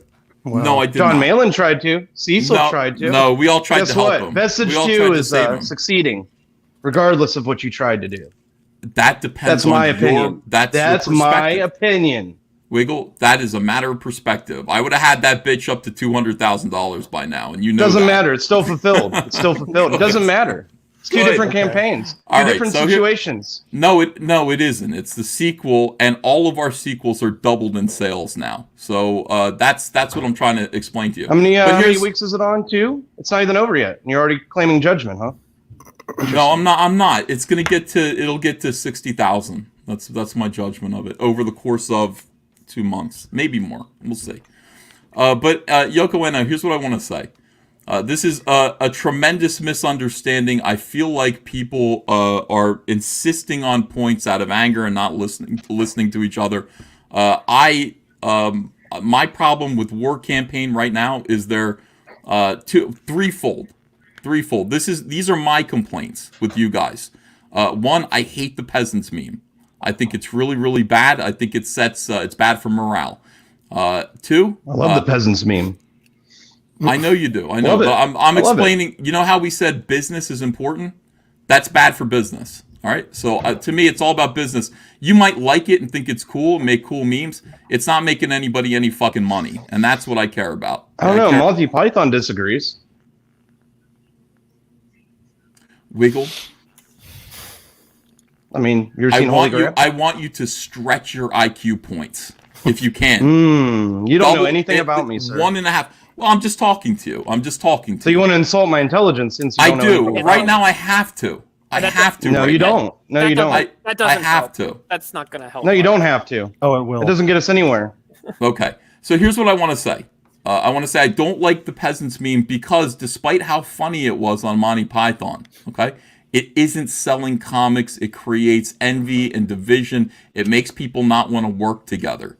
So because of those reasons, it doesn't sell comic books. I hate the Ellen memes with a fiery white hatred that makes me yell and call people faggot. Okay? I don't like those memes. I hate the monetization of tragedy. It sucks. Monetization of tragedy is bullshit. Kind of what you know what? doing. Here's the thing. Here's the thing about that. It's Anna's tragedy. She gets to do what she wants with it. Okay? And she gets to get criticized for it if that's what happens. Some people will do that. That is the world of the internet. Pan's not doing Welcome the to same the thing internet right now with his sister. So EVS, can I ask you a question? So like, what if War Campaign? I mean, first of all, I don't think everyone always assumes War Campaign, like whenever they talk about it, it's a giant group, which it is, but they're just a group of fans of Ro, Gat, and Pan, just like Cecil has, and John and Anna have their fans, but they're individuals, you know? So I think everyone's fans are kind of like a group. So War Campaign is a group, and I think Anna, John, and Cecil, when you talk about them, you're also talking about their fans. So I have a hypothetical. If the Ellen meme stopped and what was the other one? The peasant memes, would everything go back to normal? Like, would you be okay and tell John and Cecil maybe to like, and their fans, right? Because we're going to consider them a group, just like War Campaign. Would everything would you say, you know, War Campaign's back in my graces, I'm going to promote Vestige 2, and you know, like, is there a way back, or is it just? Yeah, I would say there's a way back. The way back would be a full-throated apology to Anna, and for real, not about not about what Rose said before, but all of these memes that are extremely disrespectful, and you guys know what I'm talking about. I'm not asking Ro, I'm asking Guilt you. by association. Wiggle. I'm not apologizing for my jokes. No. Okay, so Yoko Eno, that's the question. Like, so, and anyway, you asked the question. Yeah, that to me would be something that I think would bring the community as a whole a little bit closer. The idea that we're all together and not peasants versus lords would make the community come a little bit closer. And yeah, there's a way back from there. So I agree. I'm not saying that's going to happen. I mean, I agree. There's always a way back. It's just like, what is it? So like, if War Campaign were to do that, and then John and Cecil and let's say Anna, even her fans, I don't know if her fans are participating in this as much, but John and Cecil's fans don't abide by that, and they still, you know what I mean? Like, what happens when? Well, I would look. As much as I hate to tell people what to do, I would talk to John and Cecil about it, and just we'd see if we can get a sense of peace. Right. Nobody wants to fight. Again, this is the thing from my perspective. You guys have to understand. I love all of you equally. I mean, I really do. I don't like your behavior right now, but ultimately, this is about business. It's business. You know, there are a lot of people who are up and coming who want to kind of coast off of the energy that some of the bigger creators like myself are leaving behind, get in that wake and make some fucking money on their comic books. And we're not doing that right now. And that's kind of what Comicsgate energy should be. No, you're just doing drama streams. Well, you don't do Comicsgate drama streams anymore. Are cool. No, drama streams are great. No, they're not. They're bullshit. They're just self-destructive. Well, I've been on YouTube a long time, man. It's self-destructive. There's only one end game. You will die. Wiggle. I thought we had an understanding with each other and that we were cool. Cool. What are you talking about? I'll let you into my DMs and stuff. Like, you know, I was just saying he runs a drama stream. No, we have a relationship. Drama is... hate you. What makes you think I dislike you, Oz? Well, we don't have to agree on everything. Like, what do you mean? There was a lot of bitterness towards my show at that point in time. It's because I'm not a big fan of drama streams. I came in here to just say my piece. I'm not going to be a regular, viewer of it because it just doesn't get me anywhere. I'm interested in comics, man. We don't want to hate anyone. We want to back everyone. I wanted to back Vestige, but after seeing Anna getting trolled by a couple people and fucking stalked and shit, it's weird. It puts me off. Like, you know what I think? Stalking her, man. You know what I think is going on? I think the fans are like controlling the fucking creators at this point. I think so I was on Smiling Bandito, had a stream yesterday, and it was good. He was kind of, Did I get mentioned? Did I get mentioned at all? No. Yeah, of course. Yeah, we're talking about Comicsgate. No, I was on there. So basically, the thing is he brought up a great point, and it's Jack Kirby and Stan Lee didn't really like each other, but no one knew that, And I think that I just wish that all the creators could maybe handle this not on YouTube channels and kind of stoking fires, and I mean, that's what and even if you guys don't get along, like even if there is nothing reached, and let's say, because not everyone's going to get along, so let's say, I mean, if you could, that would be great, but if you don't, at least present a united front. You know what I mean? Like, as far as the fans, because the fans are just going to start fucking attacking each other and shit, and it's just like, I just wish that it could be handled behind closed doors and people could work shit out and make concessions, give a little, take a little, and fucking move on, Well, here's I really do have to go. Hey, guys, I wish the best for everybody here. I don't wish anything bad to come to anybody. Wiggle. Are you willing to concede anything? Are you willing to change your behavior if some concessions could be agreed to and changes made? Are you willing to change your behavior with the meme? Yeah, I mean, I'm not gonna see. Memes are all about what's happening in the moment. Like that's the internet is always moving forward. I'm not fucking Cecil up the ass. Nor have I fucked Cyberfrog I didn't up make the ass. That. So there's no penetration in that meme. There's no penetration. Cyberfrog got away. He got away. He got away, man. So is that where we're drawing the he's line? Safe. Cyberfrog got away. Like this whole thing, he was jumping away. He got away. This is just what's happening in the moment. Is bullshit. It's not bullshit. Look, have you ever read a political cartoon? Are you willing? Are you willing to come to the table and make concessions or negotiate? Are you willing to negotiate is basically the question being asked. Well, here's the thing. I'm not going to betray my principles just on the simple fact of if I see hypocrisy, I'm going to call it out. I'm going to meme it. That's always going to happen no matter what. I don't think so far you have not established any hypocrisy by anyone except for yourself. I just want you to know that. Yes. Well, there's a lot of people that would disagree with that. I know, and they're idiots. I'm telling you that on this stream, you have not established any hypocrisy at all on anyone else's part but yourself. And the thing about it is that it's sad because... How am I a hypocrite? Well, we've already established that you're a hypocrite because your whole standard of war campaign is that you guys can't tell other people what to do. They're going to do whatever they do. Memes are going to be memes. It's whatever it is. And yet I'm supposed to control John Malin and Cecil and what they say about you. And I didn't say that. I didn't say something that I That's could not do. what I said. That is not what I said. No, not exactly. Not in those words. No, you said those two things. It's not about me. It's not about me. It's about Gat Hanzo. It's not about me. I don't give a shit what you think about me. I don't care. Well, I think you're swell. All right. I like you. That's fine. That's fine. Thank you. All right. Hail. Okay. Here's the thing. It's just I don't like seeing a creator railroaded like that with no evidence and no basis. It just shows me as the consumer that you just want to blacklist them or something. Not you, but the person that's doing it wants to blacklist them and destroy the trust within the consumer base. Okay, that is toxic. That's not what I want to do. I want to make money. I don't know. Okay, then I don't know there any you of this go. other stuff. I mean, I know you want to make deals with Dynamite and shit. Yeah, you want to make money. That's fine. Definitely. I'm not here for mainstream though. And That's not why I'm here. Well, no, but wiggle. As we get bigger, we can't stay small. Indies are going to grow, and we have to be able to make deals where other people who know how to do stuff that we don't know how to do as individuals, we can pay. I think there's a lot of raw employ talent them. in Comicsgate. We don't need to do that. I disagree. I agree with you, but not when I'm trying to make a line of action figures and statues. This gets really expensive. I got the money.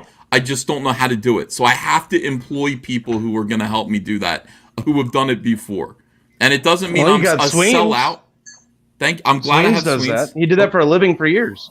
Okay. All right. Well, maybe next time we'll use Sweens at some point. But right now, I'm using people from DC Direct and Dynamite who have done this for 15 years, and they have great, superior product.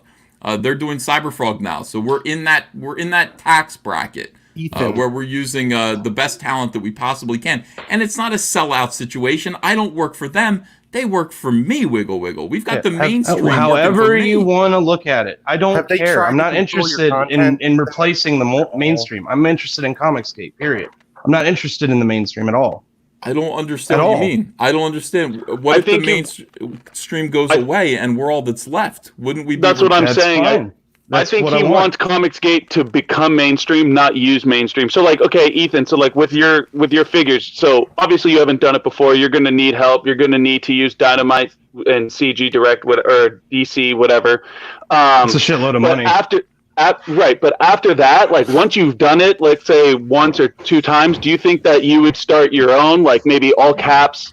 Maybe would take those guys on, and then they would just, instead of that would be beautiful. Comicsgate moving to Dynamite and DC, maybe you could poach them. That is not going to happen. What you're saying, the idea of all caps moving to Dynamite and DC, will not happen. Okay, that is not something that's good to hear. Possible. That's good to hear. Right. But so you would take them and employ them under the Comicsgate and like use their knowledge.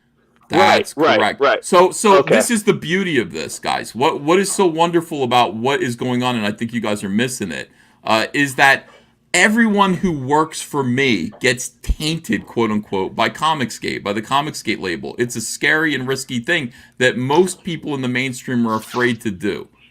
But right now, you got to think of all caps. Yeah, you got to think of all caps as a mini Image Comics.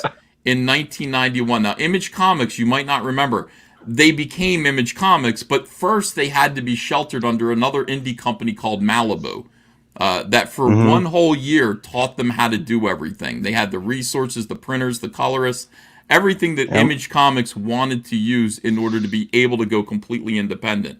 Now, I see myself in 2 or 3 years being completely independent, hiring people from here, hiring people from there. I'm trying to find places for a lot of these super talented comic skaters to put them to work full time.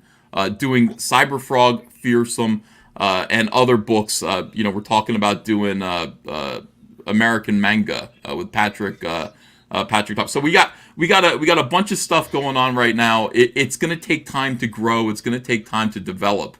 But you guys shouting like you're selling out to the mainstream. I don't think you understand, and we haven't had a conversation about it. You guys are starting rumors and saying things and making assumptions without coming to me and saying, well, explain this. What exactly is the plan here? I think this is good. I think this is the first step. I mean, clarity is key. Okay, so, you guys have to understand another thing. The mainstream isn't going to have me back. Do you understand? I've sold them out so hard. I've heard people going, he's trying to work his way back to DC. I've sold everyone out. I feel like you've burned that bridge pretty well. That bridge is burned down. It's not going to happen. What can happen is that people from DC come to me. People from the mainstream come work for me. And that's a possibility. That's what I'm hoping for. But the idea of going back and working slave wages in the mainstream again, don't worry. I've killed that possibility quite cheerfully. I'm never going back. Never going back. That's good. I mean, I want to hear that, you know, like, because that's a big concern for me. Because I love indie comics and I love CG, and I just hate the mainstream so much. Like, shit, I don't even watch Marvel movies or Star Wars because it's just like it lost its soul, and it's just like I think CG's become the new soul of the comic book industry, and you know, it's the nucleus, and everything else around it is kind of getting pulled in. You know, and so it's like I would hate to see that corrupted in any way, shape, or form. But yeah, I just hope that all the creators, like, you know, I just hope the War Campaign guys and you, John, Cecil, and I hope you guys could just work that shit out behind the scenes. You know, like Jack Kirby, because like no one knew Jack Kirby and Stan Lee hated each other until Kirby went to DC. Then people were like, oh, what's going on there? And it's just like, that's how you run a business. Don't put that shit out for the, you know, the consumers and the public to see. Like, yeah, some of that stuff is going to naturally spill over just because it's YouTube. But at the same time, like, less is more. The less of that gets spilled out, the better it is. That's why you don't release DMs and shit, you know, for that same reason. So I think that, you know, hopefully, you know, I think War Campaign would, I mean, I can't speak for War Campaign. I can only tell you what I feel, right? But I feel that if it literally stopped on the other side, they would be willing to stop, and vice versa. Like, I think the other side wants to make sure that War Campaign, you know, like, whatever the concessions need to be, like, you're not going to like everything, but I think that if, you know, one side does what the other wants for one thing and they get something in return, I think that it could be, you know, a beneficial for both sides. But I can only speak for myself. Dude, I agree. I agree. Yeah. Now, I would say this. People are responding in public because humiliating things are being done and said in public. And so people feel the need to argue these things out in public because they're trying to save face. I personally, again, I feel like I'm at the center of this. And yet I'm not really paying too much attention, but there's a lot of people angry at me for what other people are doing. If I need to talk to this guy and that guy in order to kind of straighten things out so that people can kind of do business together, I will do it. But as we just saw with Wiggle Wiggle, there are some people who are not going to go along. And so I would say to war campaigners who are not like, you know, Wiggle Wiggle there in his attitude, and no offense, Wiggle Wiggle, but that was like talking to a wall. You guys want to get back to business and you want to sell comics, I'm right here. You know, I'm right here. We'll get back to business and sell comics. But, I mean, everybody's got to kind of look out for each other's feelings. We got to care about each other's feelings a little bit more. Be a little bit more respectful of each other's territory, and the fact that everybody here is just trying to sell comics and be promoted.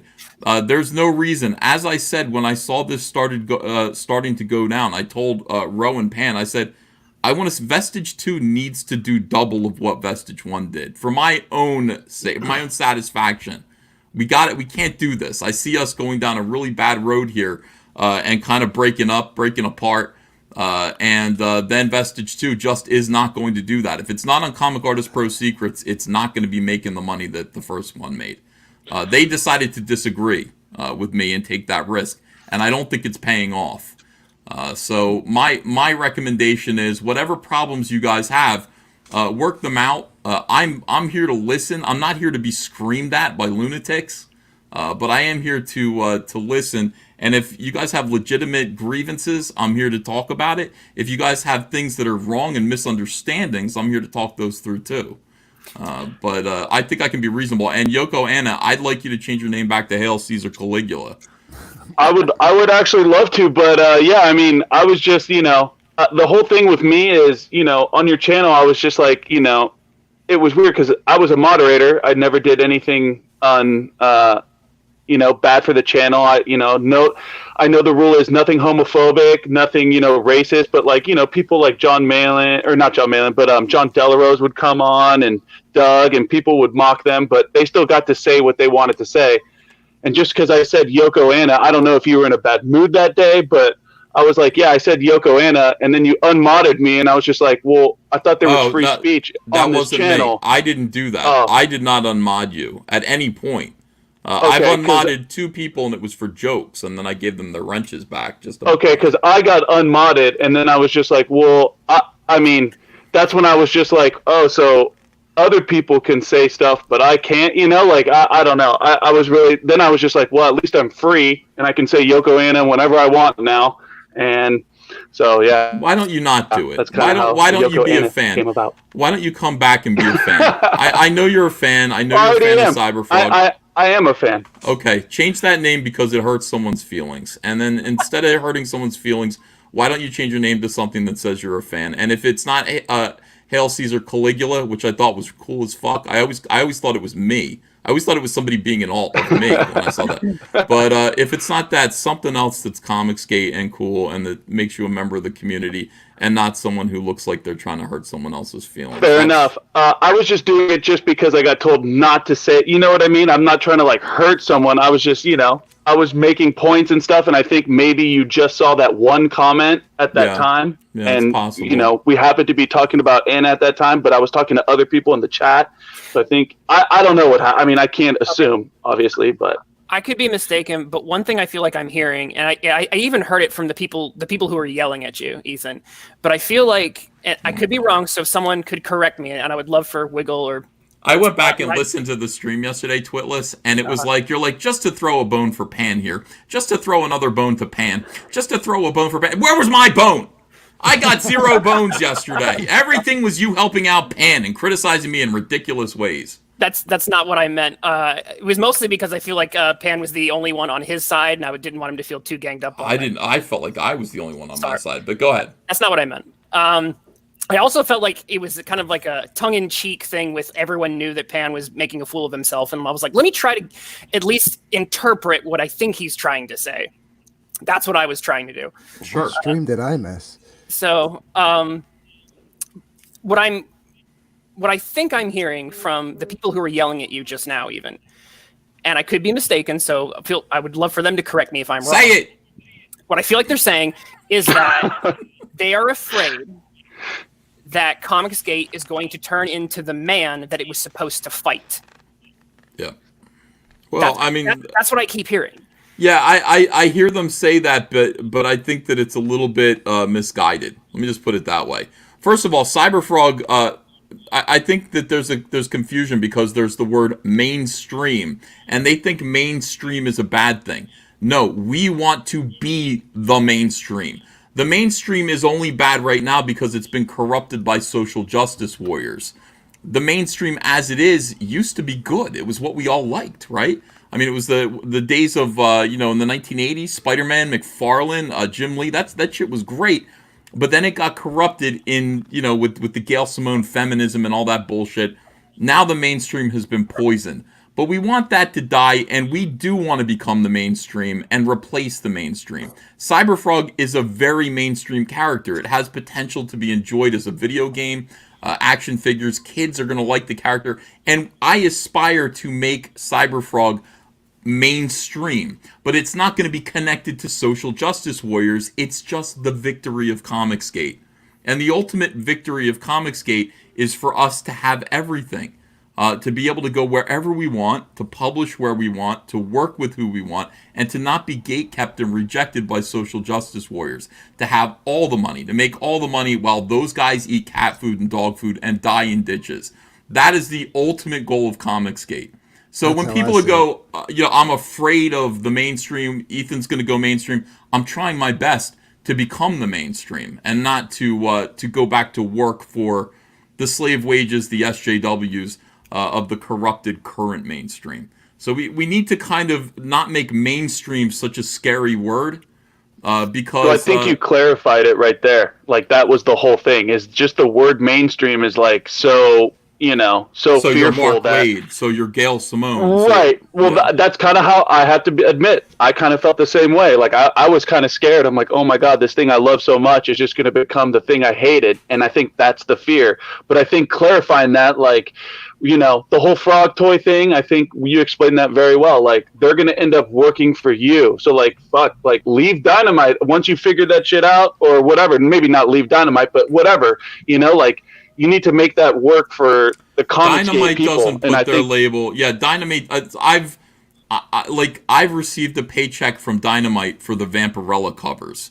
Right. But every other paycheck, every other check that I'm writing, goes to Dynamite. I'm paying Right. Dynamite to do stuff Right. for me.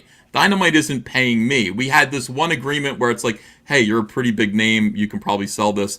Do you want to do some Vampirella covers? And I went, yeah, let's try it out because it'll make some people crazy. It'll make Renfamous nuts, and it did. And then I'm over that now. There's not a whole lot of money in that. Really, what I want to do is I want to do action figures and statues and comic books of my own. So, I'm hiring people. There are people at Dynamite, including my friend Nick Barucci, who's a neighbor. He lives like 20 minutes away from me. Yeah, I know. So we can work together and we can actually make stuff. And it's not mainstream. It's still all caps comics. He's helping me with all caps comics and to help it grow into something that can stand on its own. But I can't right now. I'm still a baby bird in the nest. I still need some help. I was saying that on this Ozzy stream the other day. I was like, I didn't understand the backlash. It's like, why couldn't he utilize? I mean, you've been in the industry 20-something years. Why couldn't you utilize the connections that you have to get to where? Like the Malibu comparison was the perfect one. I wish I would have thought of that, but yeah, why wouldn't you be able to utilize the the connections that you have to get to the point in your career because that you want to get to? The perception is that he's using mainstream. That's what I'm saying. Like, so the perception is like, oh shit, mainstream. Like, no, we're independent. We do shit ourselves. Like, Ethan is a self-made creator. Like, he made his own IP. He did everything himself. So anytime, you can help other independent creators because that's the name of the game. But the perception is you're using the thing that we hated to help grow your own thing. Instead, Ethan put it perfectly. He's absorbing them. They're not absorbing him. You know what I mean? And right. So I think that was the misconception as far as I can tell. But the other thing I was noticing is that with the whole war campaign thing, was that Comicsgate was also founded on this idea that creators shouldn't have block lists and they shouldn't be, fighting with customers. And I think it appeared to some people that Comicsgate was going to get pulled into those same patterns. Yeah, I don't block lists. I block individuals. And I've always blocked individuals. I say you get 3 shots at me. If I see you trying to ruin my day 3 times, I block you. That means that, it's not about criticism. If you're just like, you know what, Ethan, this book sucked or something like that, that's okay. You stick around. But if you're constantly doing something that's meant to try to, your intention is clearly to ruin my day. You can do that 3 times and you're blocked. And so if you find... Oh, he's frozen for a little bit there. He had a very good run. I call it the Samedi rule, like what Samedi laid down for Alterna, where like no block list, but if you have to block someone, you're so blocked by me. It's because I went 1. Yeah. Well, am I back now? I think. Yeah. To me, it's 3 strikes and you're out. Yeah, 3 strikes and you're out. So if you try to ruin my day 3 times and you find yourself blocked right now, it's because I went 1, 2, 3. You're out of here. And that's it. But there's no blockchain. It's not like I went, okay, I'm blocking Yoko Anna and everyone that follows Yoko Anna because I want to make sure No, I block people individually, one-on-one. And has anyone else used like a blockchain on war campaign that you know of? Nope. Wasn't Cecil? Just wondering. I thought I saw Cecil talking about it. Right. Yeah, that's what I was thinking as well, but I don't know. I don't know if he did it, but I saw him talking about it. I thought. I'm not on Twitter, so I don't know these things. I could be wrong. Well, I don't think he did because I'm still friends with guys in War Campaign, and I'm not blocked by Cecil. So. Okay. Yeah. Why is Rami calling me a liar? Rami, I do not use a blockchain. Stop calling me a liar when I'm telling you the truth. This is really frustrating. I don't employ a blockchain, and as far as I know, nobody does, but that's the extent of my own personal knowledge. I don't think John or Cecil has either, but I could be wrong. Awesome. I don't know. Okay, that's fair. All right, guys. Well, hey, Ethan, nice to talk to you. I got to go feed some animals over here. But thank God. Hey, nice talking to you. And I think you cleared up a lot of stuff, at least for me. I mean, there's still more. I could probably talk to you all day about stuff, but I feel so much better after talking to you. I swear to God, like Yoko, seriously. And they're saying it in the chat too, breath of fresh air, sanity. Thank you. Yeah, I mean, I just wanted to get back. I think it would actually scare the shit out of not only the anti-CG, but like the real mainstream if War Campaign and and John Cecil, you yourself, the other side of CG, if the CG actually like talked behind the scenes and worked things out, I think, and then actually came and like made concessions to each other and came back together, I think that would show everyone else that like we're unbeatable, Well, that's you know what? You're the start of that. But I mean, look, I think some people my fear is that some people really like to fight. And some people really, it's like Wiggle Wiggle's like, I'm not going to stop. This is my art. So your art is kind of being a dick. It's like your art is every day making memes that are meant to hurt people's feelings, meant to demean people. I mean, you don't have to do that. Especially not to comic skaters, your fellow comic skaters. Even if you're fighting with them, you don't need to do that. But if there are other people that want to come to the table, like I said, we could talk. We could make an arrangement, because ultimately, again, we're not rescuing friendships here. We're just rescuing business.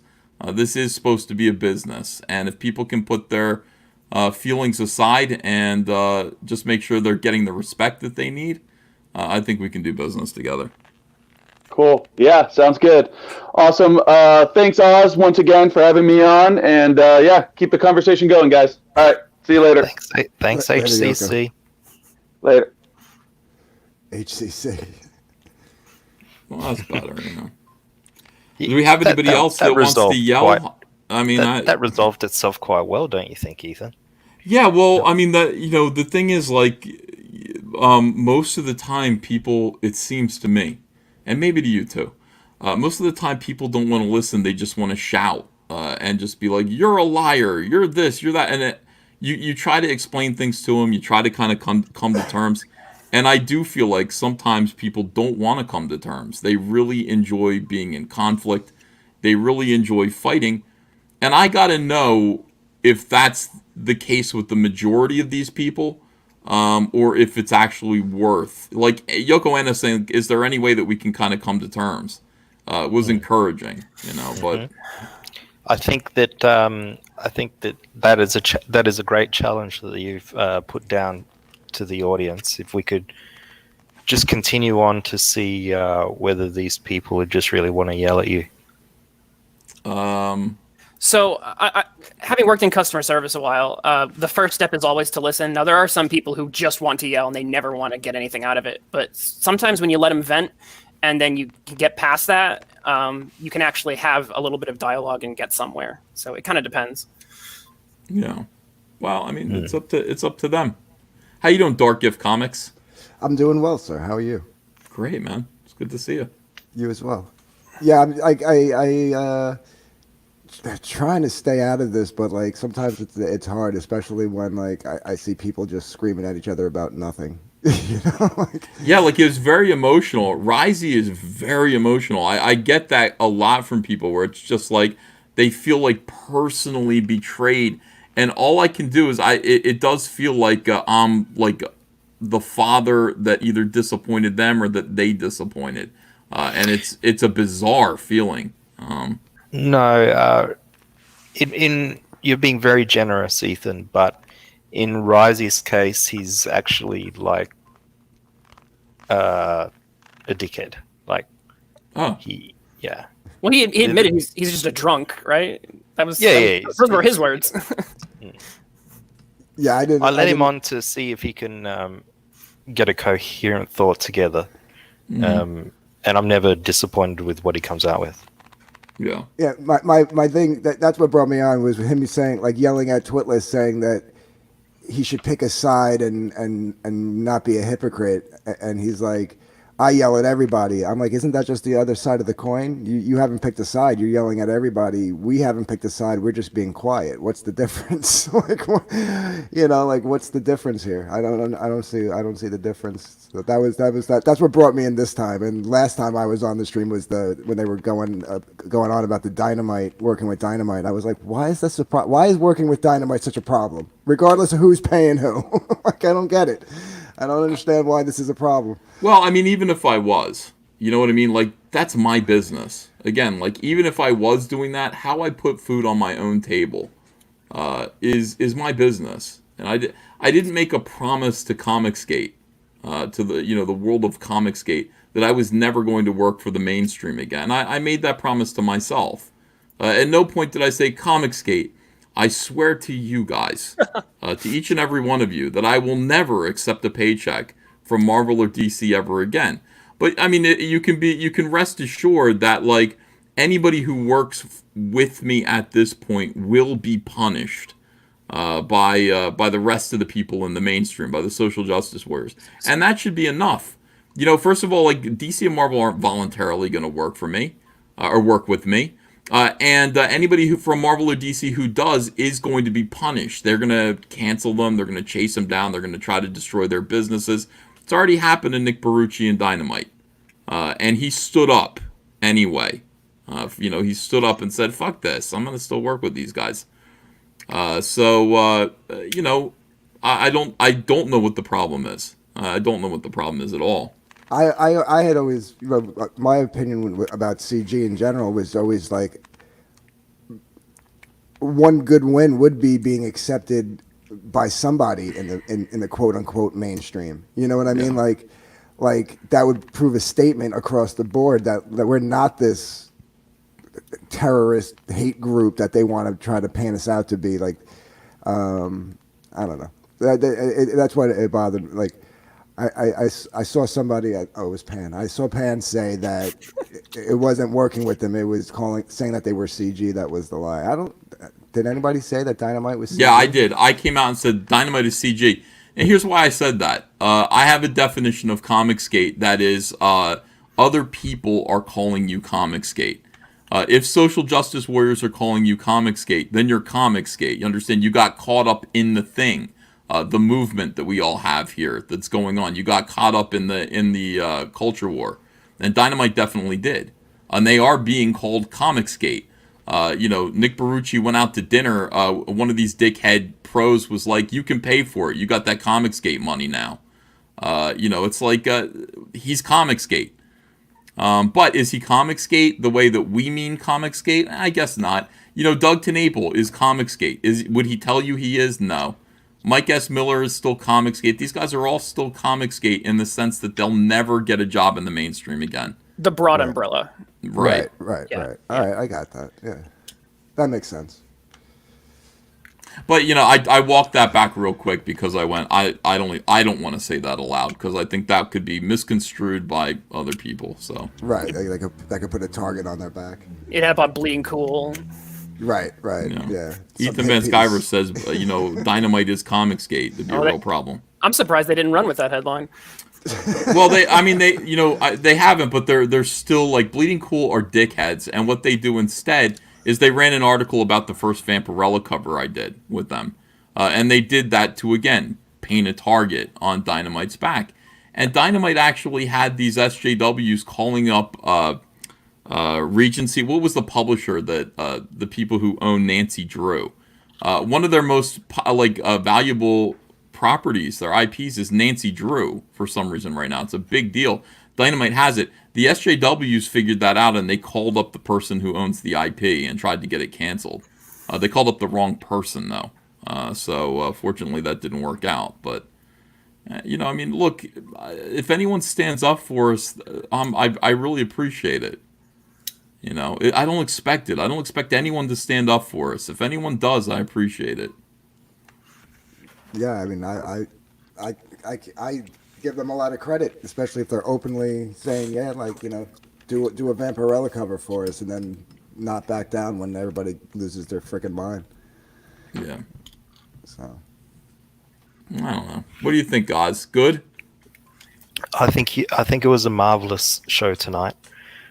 I think we really got somewhere with a few people. HCC is a lovely guy. He's this. I don't know if you know much about him. I had him on my show once and gave an interview with him. And he's this tall, strapping, muscular gay guy that rides a horse around a ranch. He's like sounds a lot like me, except for the gay part. Except for the gay part. And he shoots squatters that come on his land. Shit. Yeah, he's got a 6-shooter and he cruises around with his cowboy hat, and he shoots vagrants. Awesome guy. Yeah, it seemed nice. That was the first time I actually got a chance to interact with him, not in a chat. So yeah, I'm glad that he's slowly coming around. We like to have progress. Yeah. Well, I mean, you know. How did you find the show tonight, Twitless? Did you enjoy yourself? Oh Lord. I mean, does someone do you enjoy I don't know, a mob fight? This was actually a lot better than the last one I was on, I got to say. There was a lot more yelling going on the last one. Yes, I did enjoy it, but it's kind of a bittersweet sort of thing. Yeah, I just checked in because I like, you know, I like the Oz stuff. I like when you stream. I try to watch Liam, but Liam seems sad lately, so I don't, you know. I'm enjoying his stuff less and less. You don't want him to kill your buzz. Yeah, like I like Liam's like boundless optimism. And I don't know. I don't like to see Liam sad, broken Liam. That's no fun at all. I said the same thing to John Malin. I said, John, you have a persona that people like, and that's mellow, bemused kind of thing where you don't talk very much, but when you do say something, you're smirking and you're saying something sarcastic or inviting somebody to do something that's not in their own best interest with a smile. Like, that's the character you are on the internet, and people really like it. When you start yelling, people don't like it at all. Now, I, on the other hand, I can do all things. I can scream and call Pan a faggot. I can also be very charming and play the piano. And it all works for me, Oz. That's why I am a YouTube superstar. A sensation. YouTube sensation, right. I still like I Licked All the Butter in Your Fridge. That's a funny song. Thanks. I like my Job of the cuck. My acoustic punk rock version of it. Yeah, that was good. Please talk with Liam on how to handle the internet, EBS. He needs a mentor. I don't want to mentor Liam. I had a very uncomfortable talk with Liam in private. Very uncomfortable. You know, he said, I'm just seeing you. I see your success. I want a friend. I want you to be my friend. I feel like I've earned your friendship. And I was like, I'm your friend, Liam. I'm your friend. One of the beautiful things about Liam is that he is 100% earnest all of the time. That is true, right? Mm-hmm. I've got a question for Ethan, just related to just things. So I was looking at the backer count for Cyberfrog, and it's kind of hard to, because you have so many campaigns for the first book, so I don't know how many of them were repeats. But I did notice that while you made a ton more money on Cyberfrog Wreck Planet, there were fewer backers than Cyberfrog 1. What is your accounting of that? Do you think some of this drama has maybe impacted the amount of people, but maybe the people you have are just more devoted? Is that a concern? It's the honeycomb box. Yeah, it's probably, it could be either of those things. It could be some people are put off by drama. Like, let's be honest. Every time there's a divorce in Comicsgate, I lose fans. When Mike and Doug left, they took some fans with them. War Campaign leaves, they take some fans with them. It sucks. It's bad for business. I don't like it. I try to get more fans, okay? So it's a little bit of a churn. But it's hard to see, it's hard to see how bad it's affecting me. On the other hand, I created the Honeycomb Box subscription, which invites fewer people repeat backing. Whereas I think there were a lot of people who backed several times for Cyberfrog Blood Honey. This time, if you just pay the $200, you're getting everything. You don't have to look again. So I kind of I shot myself in the foot with the backer count by doing that. But then again, the money was absolutely tremendous. So I'm cautious but not worried. Okay. And think of the PR boost when everyone is unveiling the honey boxes. Everyone's going to be putting that online for you to look at. Oh, yeah. I mean, eventually, here's the thing. I'm leaving it up there until December. So eventually I will get, I'm only 800 backers away from catching up to Blood Honey. So eventually I will get there. But it's not going to be in the quick 2 months that I got the 8,566 backers for the original Blood Honey campaign. It's going to take longer to get there.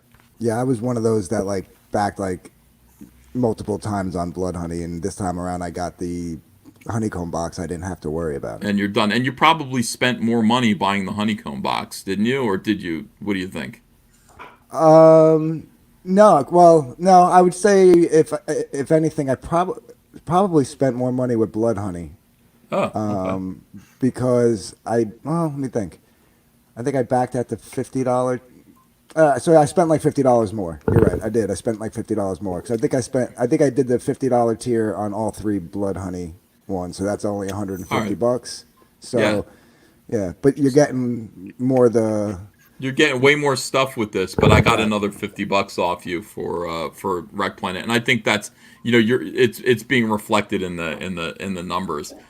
Everything is a fine tuning process. Like I'm taking what I've learned from this campaign. And I'll roll it over into Cyberfrog 3 and Rainbow Brute, which is a smaller campaign, and just get better and better at this. But yeah, the fighting, I keep telling guys, this is business. I understand people they have bad feelings, but it's in my best interest to do business with War Campaign, and it's in their best interest to do business with me. They don't want to fight with me, which is what I told Pan. I said, you want to fight with me? We'll see how it goes for you. It's not going to. It'll hurt me, but I think it'll hurt War Campaign worse, and that's the reason why we should all get along. I would love it if everybody got along. It's hard to avoid. I'm out there trying to help people promote books, and you stumble across a fight, and then you just move on to the next post. Yeah. I'm out. I'll see you guys later. All right, Dark Gift. Yeah, I'll go too. I thought you were leaving, Dark Gift. You're saying. Oh no, yeah, I'm saying I'm saying. That's okay. Like, we can wrap up. That's cool. All right. I don't know if you're gonna bring anyone else on. No. We all get along here, so. There was someone that wanted to fight with Twitless, but maybe we'll say that for another time. Who would want to fight with me? Like, what the hell? It's What did I do? He's a nice guy. I don't know. Good Lord. It's all the nasty stuff you were saying about him before. I don't even know who it is. So yeah, thanks for coming on, Dark Gift. No, I appreciate it. Always, you know that. Yep. You're a voice of reason. Very relaxing to have around. Despite your protestations that you don't like the drama, I think you secretly enjoy coming on and getting involved sometimes. We're all human, right? Yeah, so, I mean, like, I appreciate you coming. I appreciate you coming on. If it doesn't put me dead in the middle, like I was getting in last year, I have no problem voicing an opinion here or there. So, But, well, that is the beauty of this show. Yeah. So thanks for coming on. Absolutely, Ethan. It was a pleasure. Twitless, it was nice meeting you. Nice to meet you too. Yeah, thanks. Again, Ethan, marvelous show. Thank you for gracing us with your presence. I see you must have some kind of sixth sense, because it was just as Risey was starting to talk about you that you popped in the chat. Yeah. So I mean, it's amazing. It seems like I'll go there. I'll go, who's streaming right now? And I go in there, and I'm like, I'm just gonna sit back and draw and listen to them talk. And it's like EVS, blah blah blah blah. And I'm like, fuck! Like every single time, it seems like every time. Well, next time you need to start earlier, EVS, because we had a very good talk, myself and Twitless, and we examined him. We examined him deeply for the first hour and a half or so. Yeah, that was weird. So hopefully that'll give you something to watch later on. Okay, I don't know if I want to, but maybe I will. Maybe I'll watch that. So thank you to the chat. If you want to hit the up or down button I don't mind which one you want to ratio me as. If you're not subscribed, please subscribe. It's a nightly show, and it is always entertaining, and I always love hearing from you guys. And honestly, I've done, we're probably up to 40 or 50 of these shows now, and every time I do one, I'm constantly amazed at what comes out. I come into these streams and knowing nothing, and you all give me a fantastic education on Comicsgate and the people that watch and creating Comicsgate. So thank you. Please subscribe, and thank you, Twitless, for coming on. Nope. Thanks for having me. All right. Goodbye, everybody. Bye-bye. Bye. Later.